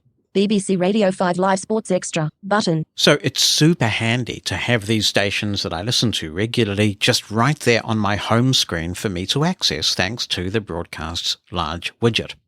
If I listen to something new, then the stations will reorder and the oldest listened to station will drop off. And of course, if I just double tap the Broadcasts part at the beginning of the widget, I can launch the full Broadcasts app, which means there's no need to have the Broadcasts app itself on my home screen because I can launch it from the widget. Next to that, I have this. Overcast. Rosium Q+A. The 17th of September. 12 minutes left. David Seymour. Welfare. Crime. And ACT's Lost Candidates. Image. I'm running the beta of Overcast, and at the time I'm recording this is a beta that is iOS 17 compatible, and this is an example of an interactive widget. If I double tapped here, it would get me into the Overcast app. But if I flick right, play button, there's a play button. And by double tapping the play button, I don't even go into the Overcast app at all. It'll just start playing that particular podcast.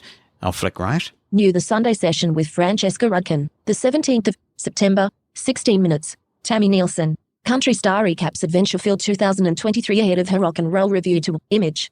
I'll flick right. Play button. And there's a play button for that podcast as well. And this is all happening on my home screen. It really has made my home screen come alive. I'm going to perform a 1-finger triple tap.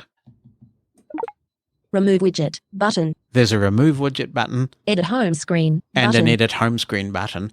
Sometimes on some widgets there is an Edit Widget button. You don't always see this, but you do sometimes, and that can allow you to customize the specifics of the widget. For example, Drafts, which we've featured extensively on Living Blindfully before, has a whole lot of widgets, one of which allows you to bring up a specific draft on a specific page of your home screen. So I actually have a page on my home screen now for Living Blindfully, and it does two things. First, there's a widget for the Mail app that allows you to specify which mailbox you have on your home screen. And you can have multiple implementations of this widget, by the way. But on the Living Blindfully page, I have it showing me the most recent messages that have come into the Living Blindfully mailbox right there on my home screen without me even having to open the Mail app. And the second widget that's on that same page pertaining to the podcast is my Living Blindfully Ideas Scratchpad in Drafts. Whenever I think of someone I might want to interview or a point I might want to cover on the podcast, I write it in this draft. Having it right there on the Living Blindfully page means that I can just double tap, go straight into the draft and write something down, and it's effortless and it makes the home screen so much more useful. But to configure that, I had to triple tap on the draft widget and choose Edit Widget and specify the name of the draft that I wanted that particular instance of the widget to open. I'll go back to the home screen. Broadcasts. If you want to add widgets to your home screen, it's very easy. We'll just flick down. Edit mode. I'm going to Edit mode by double tapping. Started editing. Broadcasts is editing. And at the top of the screen, Add Widget button. There is now an Add Widget button. You can double tap.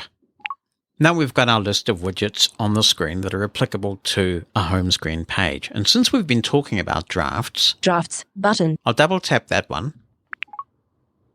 Grid.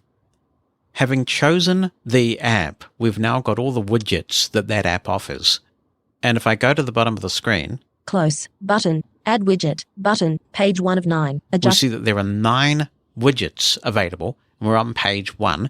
Which is a grid view of the drafts. If I flick back, Drafts, Grid, Widget Description, Configurable Access to Commands, Workspaces and Actions, Widget, Small, Button. Apple does require the developer to provide a description of the widget so you know what it does, and it will always tell you the size of the widget. Sometimes the same kind of widget will be available in multiple versions, small, medium, and large. So if I go to page 2, Add Widget, Button, page 1 of 9. We're now on page 2. Page 2 of 9. And we'll go back. Drafts, Grid, Widget Description, Configurable Access to Commands, Workspaces and Actions, Widget, Medium, Button. Now we've got a medium-sized widget, which obviously takes more space on your home screen, but offers more functionality. And if I go up again, we'll get the large version of the same widget, which takes up a lot of space. Now, there are quite a few news apps that offer widgets, so if you want to, you can have a couple of pages assigned to your home screen to bringing you the latest breaking news. I also have a page on my home screen where I have a couple of audio apps that offer widgets, including Just Press Record. So if I ever need to record something in a hurry, there's a widget that activates Just Press Record and then activates the record button without me having to do anything else. Widgets are a lot of fun to play with. They add a lot of functionality, they're very flexible, and with the addition of interactivity in iOS 17 so that you can actually have controls for your app as part of the widget, I think that you'll find a lot more apps now getting into the widget space. There's one final thing I want to talk about that's pertinent to widgets, and that is something that was added a couple of versions ago, but people may not know about. Once you start to play with widgets and you have large widgets that cause your apps to be moved onto pages you may not have anticipated, you may want to move the pages of your home screen around. Now it's actually very easy to do that. I'm going to go back to the edit screen. Add widget, doc, drafts, mail, phone, is search, paged, over, search, page 2 of 5, adjustable. Now I'm on the adjustable page list and I'm going to double tap here. Home screen page hiding, done, button.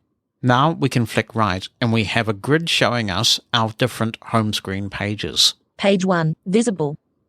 Page 2, visible. If you want to, you can hide any of these pages. I'll double tap. Page 2, hidden. Double tap again. Page 2, visible. It didn't confirm automatically, but it is now visible again. And if I flick down, Jump to page 2. Drag page. Activate. Default. Jump to page 2. Drag page. The drag page is the critical one. It does allow you to reorder the pages very easily. Where this is handy is that you can also associate pages with focuses. I mean, it's extraordinary how configurable iOS has become. This might be useful, for example, if you're traveling and you can set up a focus for travel which has a page of apps providing real-time information. Perhaps you are flying with an airline that's giving you real-time information via widgets. Perhaps, like me, you use the TripIt app. I've been using TripIt since the Symbian days, and if you're not familiar with that, it's an app that allows you to forward your confirmation emails from airlines and hotels and other travel-related providers to them, and they build an itinerary for you.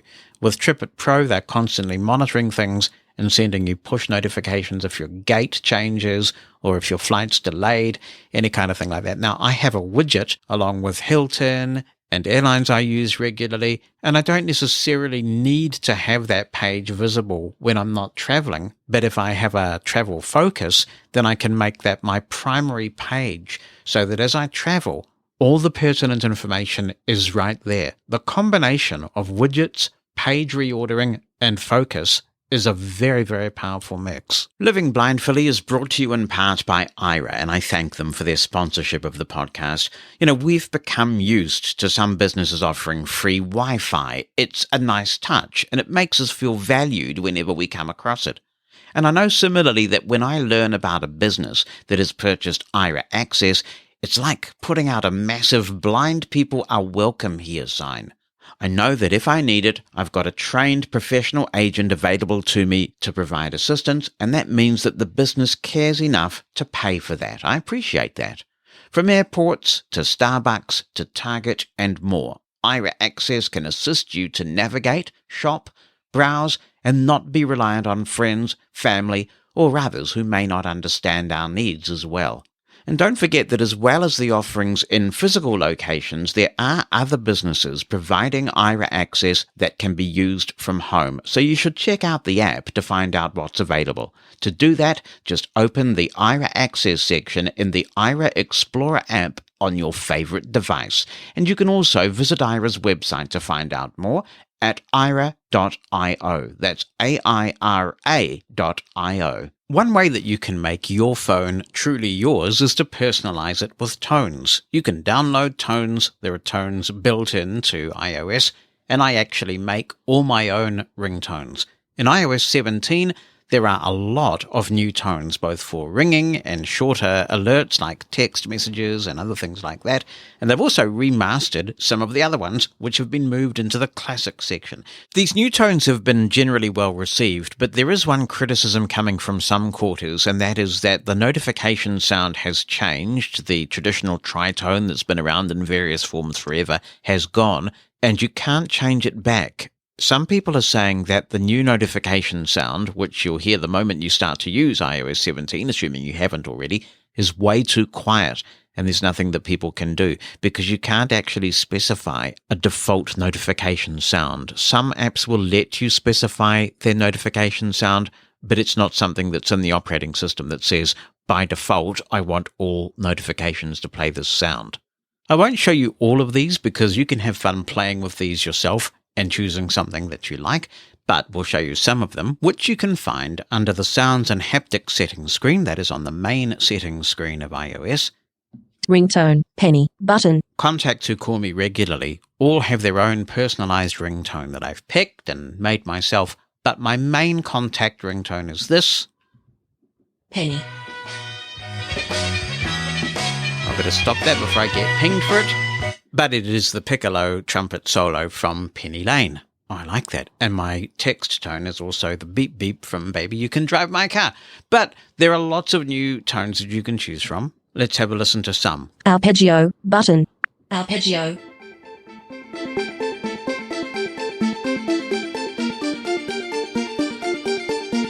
They're quite modern sounding. Breaking, button. Breaking.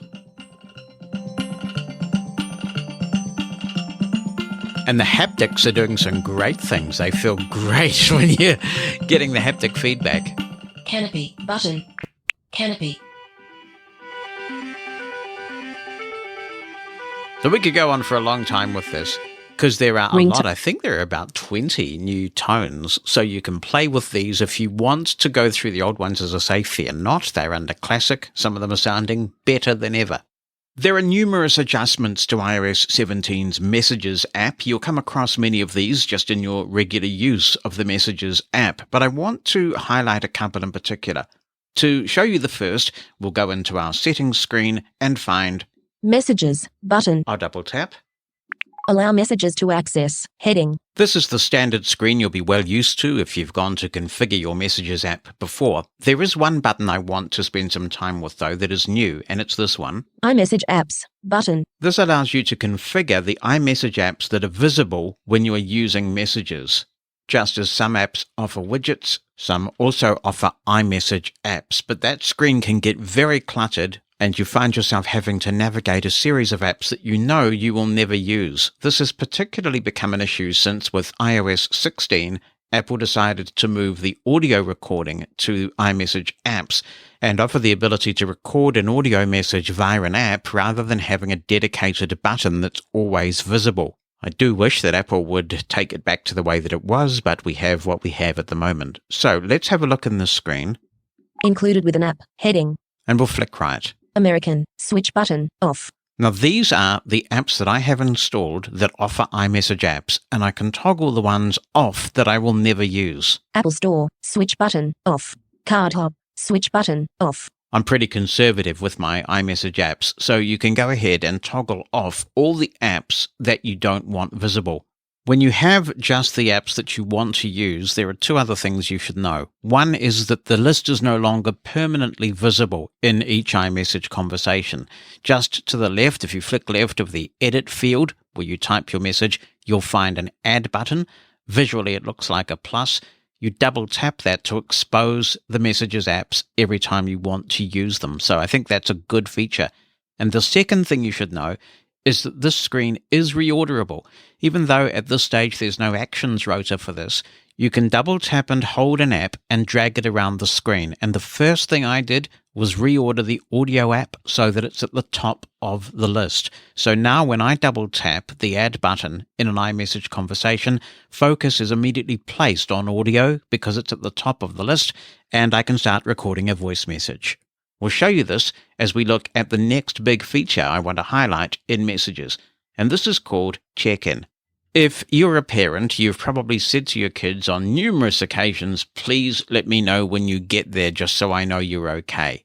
But this can apply to a loved one as well, or anyone that you care about. For the check-in feature to work, both of you need to be running iOS 17. So if you're following the steps that I'm about to outline, and you find that it isn't working in the iOS conversation that you've chosen, it could be because the person that you're communicating with is on an older version of iOS. I'm in a conversation now with my nephew, Anthony, who is running iOS 17, and I've currently got focus on the edit field where I can type in my next message. Message. Text field is editing. iMessage. Insertion point at start. When I flick left, Apps button. There's an add button. If I double tap, it will expand my now, thank goodness, much smaller list of available iMessage apps. Message. Text field is editing. iMessage. Character mode. Insertion point at start. I find that focus gets a bit stuck, so sometimes it's necessary to put my finger somewhere else on the screen. YouTube. Okay, that's got me unstuck, so I now go to the top of the screen with a 4-finger single tap on the top half of the phone. Camera. I did actually move the audio app back to its usual place so that you can hear probably what you're most likely to hear depending on the apps that you chose to keep visible. But remember, you can move these apps around. Photos. Stickers. Audio. Location. More. Now we're going to double tap the More button. That's where we'll get to the check-in feature. More. Once again, focus is getting stuck here, but this could be something that is fixed eventually. So I'm going to just tap around the screen with my finger. YouTube. YouTube. Store. Hashtag images. Check-in. There is check-in, so it's a little bit difficult to find at the moment, but I found the check-in option under More, and I'm going to double tap. Back button. Attached app. Check-in. Timer. Around 8:45 a.m. Button. It is showing me this because I've played with the check-in app before, but if you're seeing something different, that's because the first time you use the check-in feature, Apple will take you through an onboarding process explaining how check-in works. The process tells you that it will automatically notify the person that you're setting this up with when you reach your destination. If you stop making progress while you're on your way, messages will check in with you first to see what's going on. If there's no response from you, I think it waits about 15 minutes or so, the check-in app will start to send information to the person that you've run it with, including your battery level, where precisely you are, and also your cellular status.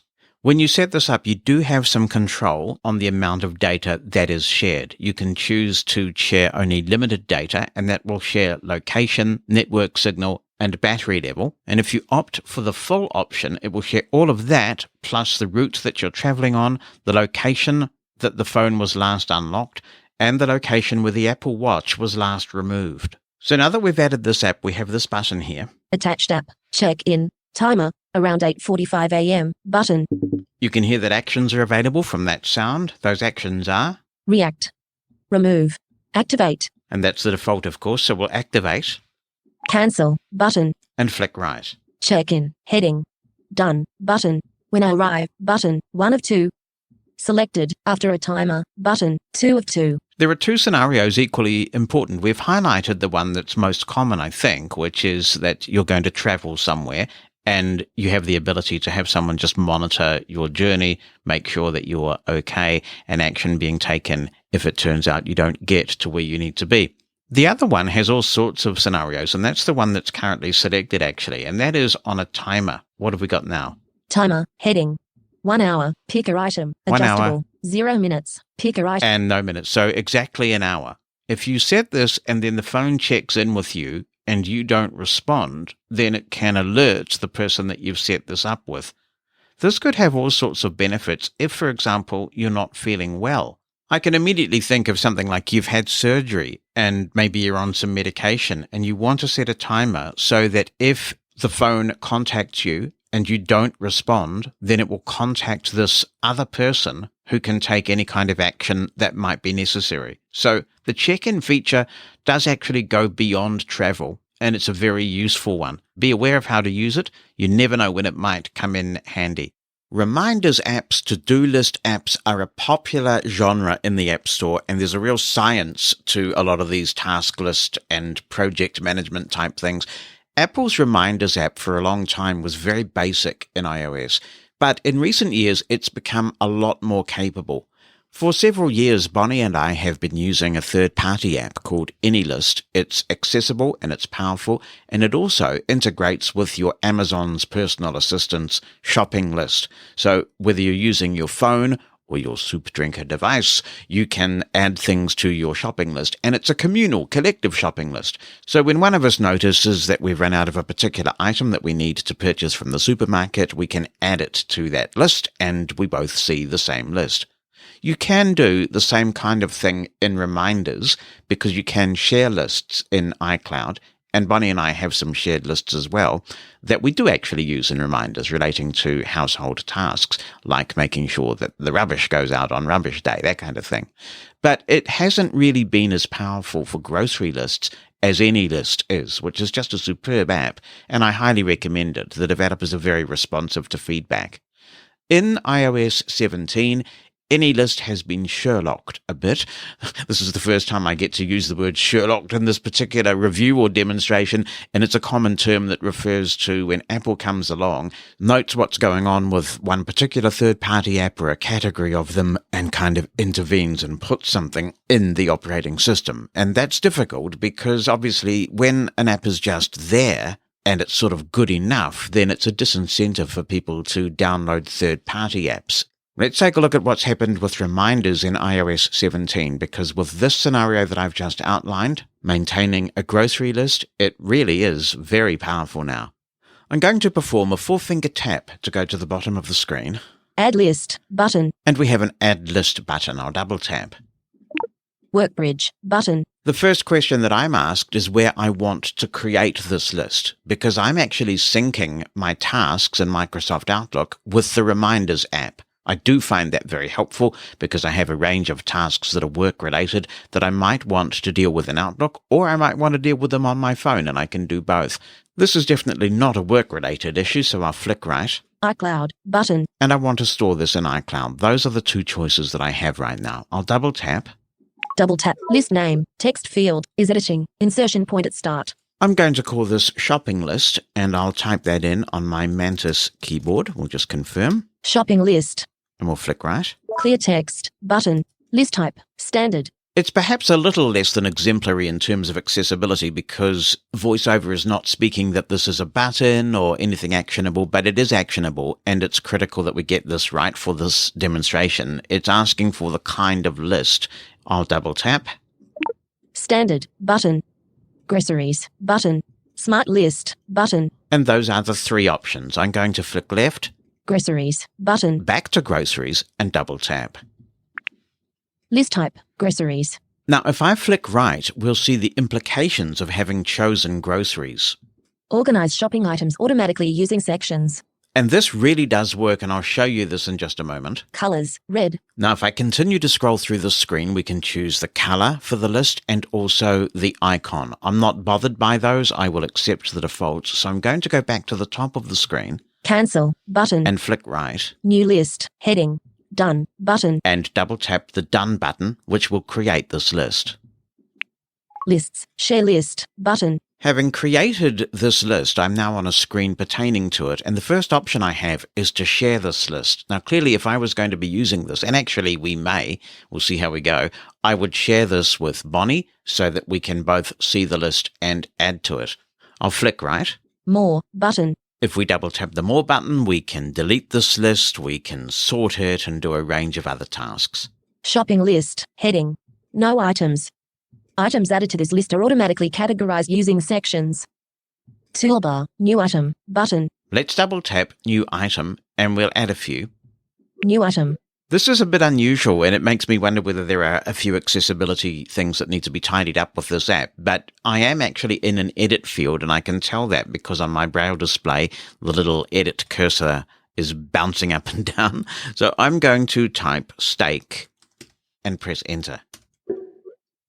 Categorized steak as meat. Fair enough too. Now I'm going to type oranges. I'm in an edit field again, so I'll just type oranges and press enter. Categorized oranges as produce. Title. Text field. Is editing. Insertion point at start. Let's type something a bit more complicated like dishwasher tablets. Categorized dishwasher tablets as household items. Title. Text field. Is editing. We can't fool this thing. All right, let's type potatoes. Categorized potatoes as produce. Title. Text field. Is editing. Insertion point at start. All right, we would want to buy some kombucha, so shall I type kombucha and see if it knows that? We'll do that. Categorized kombucha as coffee and tea. Title. Text field. Is editing. Insertion point at start. Yeah, okay. I mean, kombucha is fermented tea, so we'll give that one to the artificial intelligence that's making this work. I can keep doing this. I can keep typing items in my list and pressing enter because I have a Bluetooth keyboard, and then we can go on to the next item. But now I'll go to the top of the screen. Lists. Back button. And flick right. Shopping list. Heading. Share list. Button. More. Button. Done. Button. And now flick right. Steak. Incomplete. In section. Meat. There are actions available, and also something interesting has happened here. Focus has skipped. If I flick left... Meat. Expanded. Heading. The meat section is expanded, but when I flicked right, I didn't hear that. So let's take a look at the options here. Delete. Rename. Drag item. Activate. Default. We can delete the whole section if we want to. And if I double tap... Meat. Collapsed. Heading. The meat section is collapsed, so it makes it easy to collapse whole sections of products based on the aisle in the supermarket that they're likely to be. I'll double tap. Meat. Expanded. And Heading. meat is expanded again. And if I flick right... Steak. Incomplete. In section. Meat. If I shop online for my groceries or I go to the supermarket and get some assistance to do that, then I can double tap the items and check them off as I shop. I'll flick down. Delete. Flag. Show details. Edit title. Enter detail. It's saying enter details, and that's because even though I just sat here and typed steak, oranges, etc., and pressed enter after each one, you can move through and add additional notes. So if there's a particular brand of product that you want, or a particular amount of steak that you want, you can add that in fields other than the title. But my goal was to show you just how quickly you can assemble this list. So let's flick right. New item in meat, button. Produce, expanded, heading. You'll notice that now that we have a meat section, you can add a new item to the meat section. But you can also just continue to choose the general new item option, and the software will work out where things need to go. So now we're in the produce section, and we added a couple of things. Oranges, incomplete, in section, produce. Potatoes, incomplete, in section, produce. And I'll flick right. New item in produce, button. Household items, expanded, heading. Dishwasher tablets. New item in household items. Coffee and tea, expanded. Kombucha, incomplete, in section. Coffee and tea. The beauty and the logic of this is that you and other people in your household, if you have others who share this shopping list, can add items whenever they occur to you. They'll be sorted into the aisles in the supermarket so that when you go and do your shop, all the items are grouped together without you having to do anything. And as VoiceOver said when we were navigating, each of these sections is its own heading. And this is why I'm a big fan of setting up gestures to navigate by heading rather than just keeping headings on the rotor. Because if you do this and you're in your supermarket and you can navigate by heading using gestures, you can quickly get to the section of your list that corresponds to where you are in the supermarket. What did I want to buy from the meat section? Navigate by heading until you hear meat, and then all the items are grouped together. This is a pretty cool new feature of the Reminders app in iOS 17. As you know, if you listen to the podcast regularly, I've become a fan of the Drafts app. I use it for most of my writing on iOS, and I do use Ulysses for some more advanced word processing. But the Notes app in iOS 17, which is available to everybody who has iOS, has become increasingly capable over time. And there's one feature that I want to highlight that's been added this year. To do that, we will open Notes. Open Notes. One thing they don't seem to have added or changed or fixed is that you can't press Command N when you're running a Bluetooth keyboard to create a new note. So to do that, I'll go to the bottom of the page. New note, button. And double tap the New Note button. New note, note, text field, is editing, character mode, insertion point at start. We heard by that sound that actions are available here. That's important in terms of this demonstration, but we'll come back to that.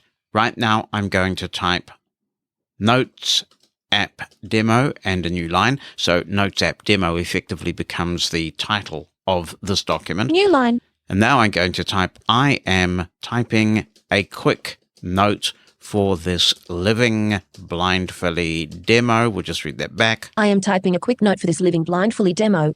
Now I'm going to create another new note, so I'll back out of this. And we'll go down. New note, button. I'll double tap. New note, note, text field, is editing, character mode, insertion point at start. And I'll type Living Blindfully demo. This is my demo of iOS 17 for Living Blindfully. This is my demo of iOS 17 for Living Blindfully. I'll make a new paragraph here. New line. And I will say it includes a demo of the Notes app. And now I will select that line. It includes a demo of the Notes app. Selected. What I'm going to do now is flick down on the touchscreen. Add link. And we have an add link option. I'll double tap. Cancel. Text field is editing. Enter a URL or no title. Insertion point at start. You'll recall that we called the first document we created Notes App Demo. So I'm going to type the word Notes. Link suggestions available. I'll flick right. Link to note. Notes App Demo. 8:26 a.m. Button. And there we go. Notes App Demo is there because I typed its partial name. I'll double tap. Notes App Demo name. Heading. And now, what have we got? It includes a demo of the Notes app. Text field. Close. But use note title as name. Switch button. Off. Q. Use note title as name. Switch button. Off. Now, we don't want to use the note title as name. We want that link to stay as it is. It includes name, heading, text field, notes app demo, link to, heading, done, button. And we can double tap done at the top of the screen. Note, Living Blindfully demo. This is my demo of iOS 17 for Living Blindfully. It includes a demo of the Notes app. I'm going to double tap. Note, text field, is editing. Living Blindfully demo. This is my demo of iOS 17 for Living Blindfully. It includes a demo of the Notes app. Insertion point at end. You will have heard that click before it includes a demo of the Notes app. That's because I have my iOS set up to represent hyperlinks with a click. If I perform the gesture that I've assigned to navigate by link, which is a 4-finger flick down and up, it includes a demo of the Notes app. There's the link, and I can double tap. It includes Notes, back button, share, more, button, the 19th of September, 20, Notes app demo. And there we go. So if you were creating the master note, which is the Living Blindfully demo for iOS 17, you could create a note for each of the sections that we're covering in this demo, and then create hyperlinks to all those notes in your main note. It really is a very powerful new feature in Notes, and it turns it into a powerful wiki system. So that's Notes in iOS 17. With every release of iOS, and for that matter watchOS, the Health app seems to become more capable. One major improvement in this year's version of the Health app pertains to mental health. Let's have a look at what's possible. I'm in the Health app now, and we need to go to the Browse tab. Browse, tab, 3 of 3. I'll double tap. There is an increasing number of categories in this list, and I won't scroll through them all, but the one that we're interested in is this. Mental Wellbeing, button. I'll double tap. Today, heading. Exercise minutes, 6:19 a.m., 1 minute. Audio graph available. The x-axis is date. The y-axis is value. There is one data series. Obviously, exercise has a significant impact on your mental health. I'm recording this quite early in the morning before my day gets busy, and I haven't done my exercising today. Sleep, 2:52 a.m. Yes, it was an early start for me this morning because I knew I had a lot to record. Then we get on to this heading. Past 7 days, heading. This will show your time in daylight, which is known to have a positive effect on mental health, as well as your mindful minutes over the last week. Past 30 days, heading. If you're taking the time to log your mood in the Health app, and we'll talk more about this in a minute, you'll be able to see here your state of mind and also your risk for depression and anxiety. Get more from Health, heading. Mental health questionnaire. This is a standard mental health questionnaire that is often asked by your GP or a mental health professional, and if you flick right, you'll get an explanation of this. Along with regular reflection, assessing your current risk for common conditions can be an important part of caring for your mental health. And if I flick right, take questionnaire, button. Let's just have a quick look at the opening of this questionnaire. Mental health questionnaire, heading. This assessment uses standardized questions to give you a sense of your risk for 2 very common and treatable conditions, anxiety and depression. Begin, button. I'll double tap begin. Over the last 2 weeks, how often have you been bothered by the following problems? Question 1 of 16. Feeling nervous, anxious or on edge? Not at all. Several days. More than half the days. Nearly every day. Question 2 of 16. So you would double tap the response that applies to you. Not being able to stop or control worrying. Not at all. Several days. More than half the days. Nearly every day. Question 3 of 16. Worrying too much about different things. I won't go through all 16 questions because if you'd like to review it on your own, you can do that and complete the questionnaire as often as you feel you need to, and the Health app will come up with some determinations about your likelihood for conditions such as anxiety or depression. I'll go back by performing a 2-finger scrub. Mental health questionnaire, heading. And back one more. Browse, back button.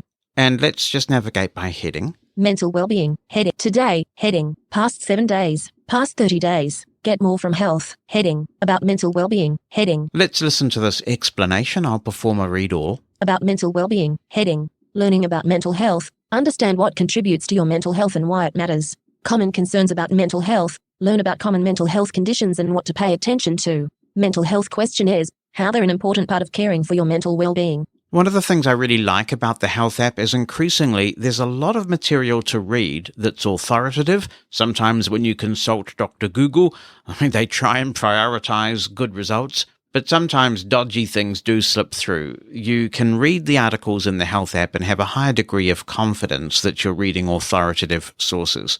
This applies to all sorts of things. There are good articles about sleep and all sorts of different data points that you might want to collect.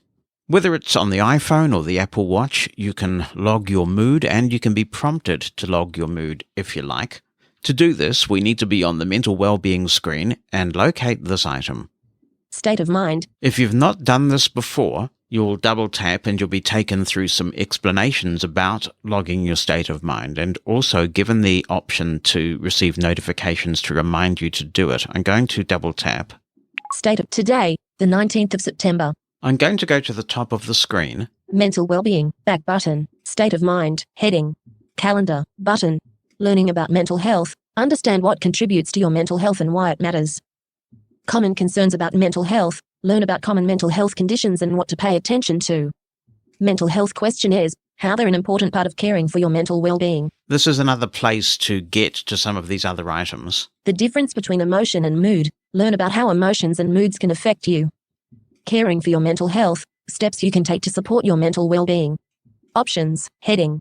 Selected. Add to favorites. Button. The favorites part of the Health app is a really useful tool because I have the Apple Watch and a smart scale from Withings, and we have the cardio arm that we've talked about on the show before. That's the blood pressure monitor.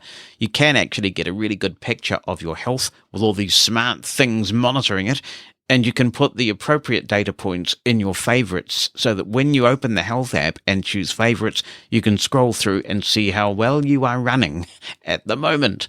Now, I'll flick right. State of mind will appear as a favorite in summary. Options, button. Let's take a look at the options for this. State of mind, heading. This is governing whether you will receive notifications to invite you to log your state of mind. During your day, switch button, on. End of day, switch button, on. You want to be careful about using these because they can have a bad effect on your state of mind. If you're prompted all the time to log your mood and you don't really want to and you find it distracting, it may have the opposite effect from that which you intend. Add reminder, ellipsis, button. You can add a custom reminder. You can receive a reminder to log your state of mind around the middle of your day, at the end of your day, or at a specified time. Manage mindfulness in the Apple Watch app, button. You can manage reminders for other mindful activities in the Settings app on your Apple Watch. I'll go back. And let's have a look at how logging your mood works. To do that, we've got to double tap the button called Log, button. I'll do that. Cancel, button. And flick right. State of mind logging, image, an illustration of a group of colored flowers. Log an emotion or mood. The first thing you have to determine is, are you logging an emotion or are you logging a mood? What's the difference? Apple helpfully tells us. Selected, emotion, how you feel right now, button. Mood, how you've felt overall today, button. Next, button. We're going to log an emotion. Next, back button. And I'll flick right. Emotion, heading. Cancel, button. Choose how you're feeling right now. Neutral. Neutral, adjustable. Now we've got a slider. So if I go down... Slightly unpleasant. So what's happened here is that the slider is in the center. In other words, I'm not feeling super great. I'm not feeling super bad. I'm just kind of, there. It's neutral. We'll keep going down. Unpleasant. Very unpleasant. And that's as far as we can go down. If I slide the slider up. Very unpleasant. We're going back up. Unpleasant. Slightly unpleasant. Slightly unpleasant. Sometimes it is erroring out and not moving up, but I just keep going. Neutral. And we're on neutral. Slightly pleasant. Slightly pleasant. Pleasant. Very pleasant. And mate, it doesn't get any better than very pleasant. I'll flick right. Next, button. And we'll double tap next. Very pleasant. Image, an illustration of a gold circle against a brown background. An illustration of a flower on a brown background. Very pleasant. What best describes this feeling? Info, button. Amazed, button. Excited, button. Surprised, button. Passionate, button. Happy, button. Joyful, button. Brave, button. Proud, button. Confident, button. Hopeful, button. Amused, button. Satisfied, button. Relieved, button. Grateful, button. Content, button. Calm, button. Peaceful, button. Show more, button. Well, we could go on. I think I would just do calm. Peaceful, calm, button. Selected, calm. You can select multiple items, so you can select as many as apply to your emotion at the moment. Next, button. Very pleasant. Image, a brown surface with a light shining on it, an illustration of a flower on a brown background. Very pleasant. Calm. What's having the biggest impact on you? Info, button. Health, button. Fitness, button. Self-care, button. Hobbies, button. Identity, button. Spirituality, button. Community, button. Family, button. Friends, button. Partner, button. Dating, button. Tasks, button. Work, button. Education, button. Travel, button. Weather, button. Current events, button. Money, button. Done, button. Well, I think what I'll do is I'll go back and do education since we're doing this tutorial type thing. Current, weather, travel, education, button. Selected, education. And travel, weather, current events. Current events because it's iOS, it's new, it's current. Selected, current events, money, additional done, button. And then we'll double tap done. Done.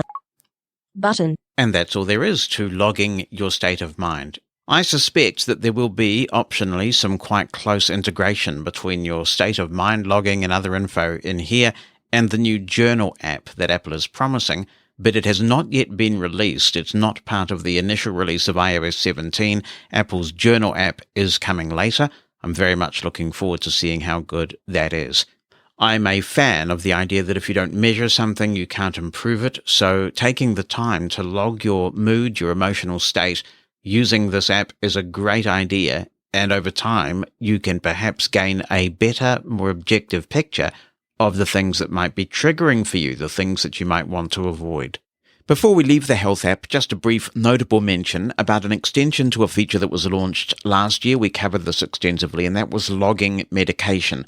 If you now define medication as critical and you haven't taken it, you haven't logged it at the time you're expected to, you can get a reminder half an hour after that to remind you that as far as the phone is aware, you've not taken the medication and that it's important to do so. Transcripts of Living Blindfully are brought to you by Pneuma Solutions, a global leader in accessible cloud technologies. On the web at pneumasolutions.com. That's PNEUMA solutions.com. Now I'm going to summarize a range of other things that I won't demonstrate for a variety of reasons, but are still noteworthy. One is one that I'd love to demonstrate, but we have no carrier in New Zealand that offers visual voicemail. So it's not a feature available to me, sadly. It's called Live Voicemail. If you have visual voicemail, and most people do, it is turned on by default, but you can disable it in the phone app. When someone's leaving you a voicemail, you'll be able to read in real time a transcription of what's being said. This is analogous to the old days of the answering machines, where even if you were home, you could listen on the speaker to someone leaving a message to see if you really wanted to pick up or not. If it is someone you want to talk to, you can pick up right away, interrupt the voicemail, and talk to the person concerned. I can't test this, so I don't know if it's accessible, but I haven't heard that it's not, and I suspect I would have heard if there were accessibility issues. So that's Live Voicemail in iOS 17. Speaking of voicemail now, if you call someone via FaceTime or FaceTime audio and they don't pick up, then eventually the call will time out and you'll be given the option to leave a video message for them. Apple have announced some changes relating to the way you get data into the phone if you use dictation or the standard virtual keyboard on the device. I use neither very often. My primary method for getting data into the phone is Braille screen input when it's behaving properly, or even when it's not. I still try and persist with Braille screen input, or if I've got my Mantis connected, which is a Braille display with a QWERTY keyboard, then I will enter data that way. I will very occasionally use dictation if I'm in a hurry and I'm on the move. And celebrate, holy duck, Apple has improved autocorrect in iOS 17. Yes, it will be a bit less aggressive about filtering certain terms that you may choose to use. Apple is trying to step back from being the moral police. And it also has some new technology that learns over time how you personally like to write, your writing style. So the more you use iOS 17, the more useful the autocorrect features are likely to be. And it's not only correcting constant misspellings, it's also making much better effort to guess what it is you're typing. When you hear the word that you want, you can actually now just press the space bar and the rest of the word will be completed. And although Apple has been careful not to jump on the AI hype that's been around lately, there is a lot of AI around in Apple, and this is AI at work here because as it learns more about the way you like to write, you'll find that it will start to complete sentences. So if it's offering to complete a sentence and it's got it right, just press the space bar and the rest of the sentence will be filled in. It also says that it's going to try and correct your grammar and common words that are misspelt, such as THERE versus THEIR, affect and effect. It will correct those now. You may well be saying, I don't need no grammar checker, and I respect that, but for those people who do, it's now built into iOS 17. So if you like to use the virtual keyboard, do check in with keyboard settings to make sure that everything is set up the way that you like and give it a try. The more you use it, apparently, the more intuitive it's going to be about the way you like to write. Let us know how you get on. Apple also says that the same AI that's helping it to understand how you write will also over time improve even further how accurate dictation works. That'd be wonderful because I still see a lot of people dictating and making quite egregious errors that they choose not to correct. So any help in that regard will be marvelous. Apple has made several improvements to sharing content with people who are close by and even continuing to share when they're not. At least that's coming later in the year. Let's first talk about Name Drop. This reminds me a bit of an app that I used to use way back when I first got an iPhone called Bump. Name Drop is a new AirDrop feature for exchanging your contact information. It works with iPhone. It'll also work with the Apple Watch if it's running watchOS 10. You can choose specific phone numbers and email addresses that you want to exchange. So if you've got a master contact, for example, and it's got everything, your home address, your home phone number, work information, if you are exchanging contact information with a business associate, you don't want them to have the home details, you want them to have the work details, and possibly vice versa if you're exchanging information with somebody who you know in a social setting. You want to have that kind of granular control, and you do with Name Drop. If you've set up a contact poster, which is another feature in iOS 17 where you can actually dictate how your contact is represented when it's sent to other people, or even when you call someone, then that poster can also be transmitted this way. I think this is something many people have been doing in more complex ways, sending their contact along to others. It's more accessible for many of us than business cards, most of which aren't Braille, and of course consume trees as well. So this is good news, and it's an accessible way to get contact information onto your device and onto someone else's. There's also a new feature called proximity sharing. It's kind of like Name Drop, but for files. The way this works is that if you hold your iPhone close to another one, you can set up an AirDrop file transfer, which will let you share photos and other documents with somebody. It will work with videos as well, and they could take a long time. Now, that's where the internet transfer comes in. Later this year, it's not in the initial release, you will be able to set up an AirDrop transfer using the proximity feature and finish it over iCloud if you need to move away from the person. So you can imagine if you're sending a large file like a video or even an audio file, and you just want to start this thing off and walk away, then you're able to do that, and iCloud will take care of the rest. For this to work, both participants are going to have to be signed into iCloud.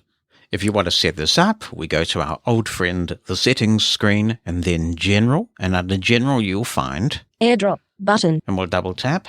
Selected, receiving off, receiving off. Selected, contacts only. Everyone for 10 minutes.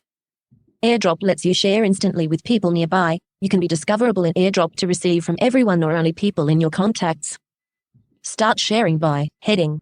Bringing devices together, switch button on. If for some reason you don't want this feature to work, for security reasons or whatever, and I can understand that some IT administrators may be nervous about this, you can disable it in here. Easily swap numbers with NameDrop, share photos and more by holding the top of your iPhone close to another iPhone. So it's on by default, it's good to go, and I can exchange contact information using NameDrop.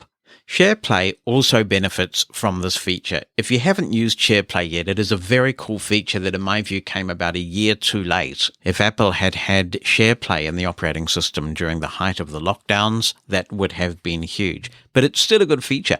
Bonnie, for example, is heading to the United States in November, and we are big fans of For All Mankind. Using SharePlay, we'll be able to watch it together on Apple TV+. If you are in the same place and you want to SharePlay something, you can now do that using this method of bringing the two iPhones together. This can be useful for a couple of reasons. One is, if you use hearing aids or you have difficulty hearing, then being able to play something through SharePlay while somebody else is listening through their device is handy. It could also be handy if you want audio description, but the person that you are sharing this with does not, because that setting is specific to the device. So I can watch For All Mankind with audio description on. If I were watching it with a sighted person who doesn't want the audio description, they can watch it on their device with it off, and we can initiate that process simply by bringing the phones together and choosing SharePlay. And speaking of travel, if you use AirTags to put in your suitcase, and I highly recommend that you do because it's extraordinary some of the stories that we're getting from people who have put AirTags in their luggage, the luggage has become lost, the airline has flat out lied about where that luggage is and what's happened to it, and some people have even taken matters into their own hands and gone and found their luggage themselves because thanks to AirTags they know precisely where it is. And when Bonnie and I travel together, one of the downsides of AirTags is that we haven't been able to share them. So I've had the AirTags on my account for my suitcase. She's had them on hers if she's traveling with a separate suitcase. And I mean, it kind of works, but it would be nice if we could share AirTags between us. Now you can. You can have an AirTag shared with up to 5 people. So that's similar to the limits on family sharing. So now if you're traveling with a communal suitcase, you'll both be able to track that luggage. That's all done, of course, in the Find My app, which allows you to find people and items and your devices.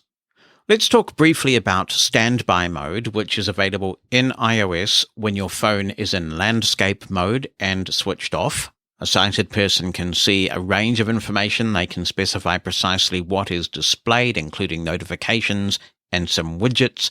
I've chosen to make sure this is completely disabled because I can only imagine that it's going to drain some battery without much benefit to me.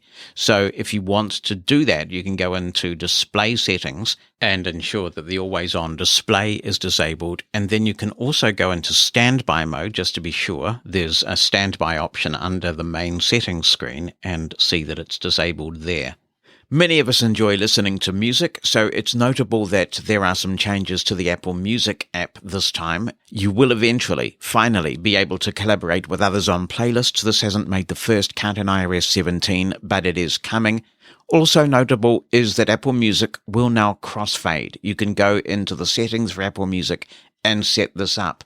For me, this is a disappointment, having been used to, all the way back in the 1990s, plugins like the SQR plugin for Winamp, and obviously as a broadcaster, I'm using Station Playlist Studio, and prior to Apple Music, there was a very good app in the App Store that did crossfading very well, and I wish I could remember what that app was called, but I think it's gone now because it doesn't have Apple Music integration.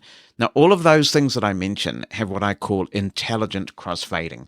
By that, I mean that the software is listening, if you will, to the sound of the previous file, making a judgment as to when it reaches a decibel threshold, then starting the next track. Not fading in the next track, but just starting it because of the decibel level that the previous track has reached. What we have in Apple Music now in iOS 17 is not that. It's a very crude instrument, basically. You can set the number of seconds at which the next track kind of fades in. I don't like the effect very much. It is a shame that with all of Apple's software resources, they haven't given us true intelligent crossfading that is making its judgments based on the specific sonic qualities of the outgoing and incoming track. But it's there, and some people will appreciate the fact that there are now no gaps between tracks if you set this up. It's difficult for me to demonstrate this without being pinged for royalty infringement, but I'm sure you'll be able to have a play with this. As usual, there have been some improvements to Safari this time round, and I want to highlight a couple. One is the creation of profiles. This is a big step up from tab groups, which still exist. The idea is that increasingly, particularly with eSIMs, where it's possible to have your work phone and your home phone on the same device, you might want to have completely separate profiles for various things. And you can now set this up in Safari. You do this by going to Safari settings and creating the profile. When you do this, the profile becomes available in Safari itself. You can specify your separate set of favorites for each profile and a range of other settings as well. So just as you can have a separate focus for work and make some apps disappear during work hours and stop some push notifications during work hours, so now you can have a separate profile for work or any other purpose that you can think of.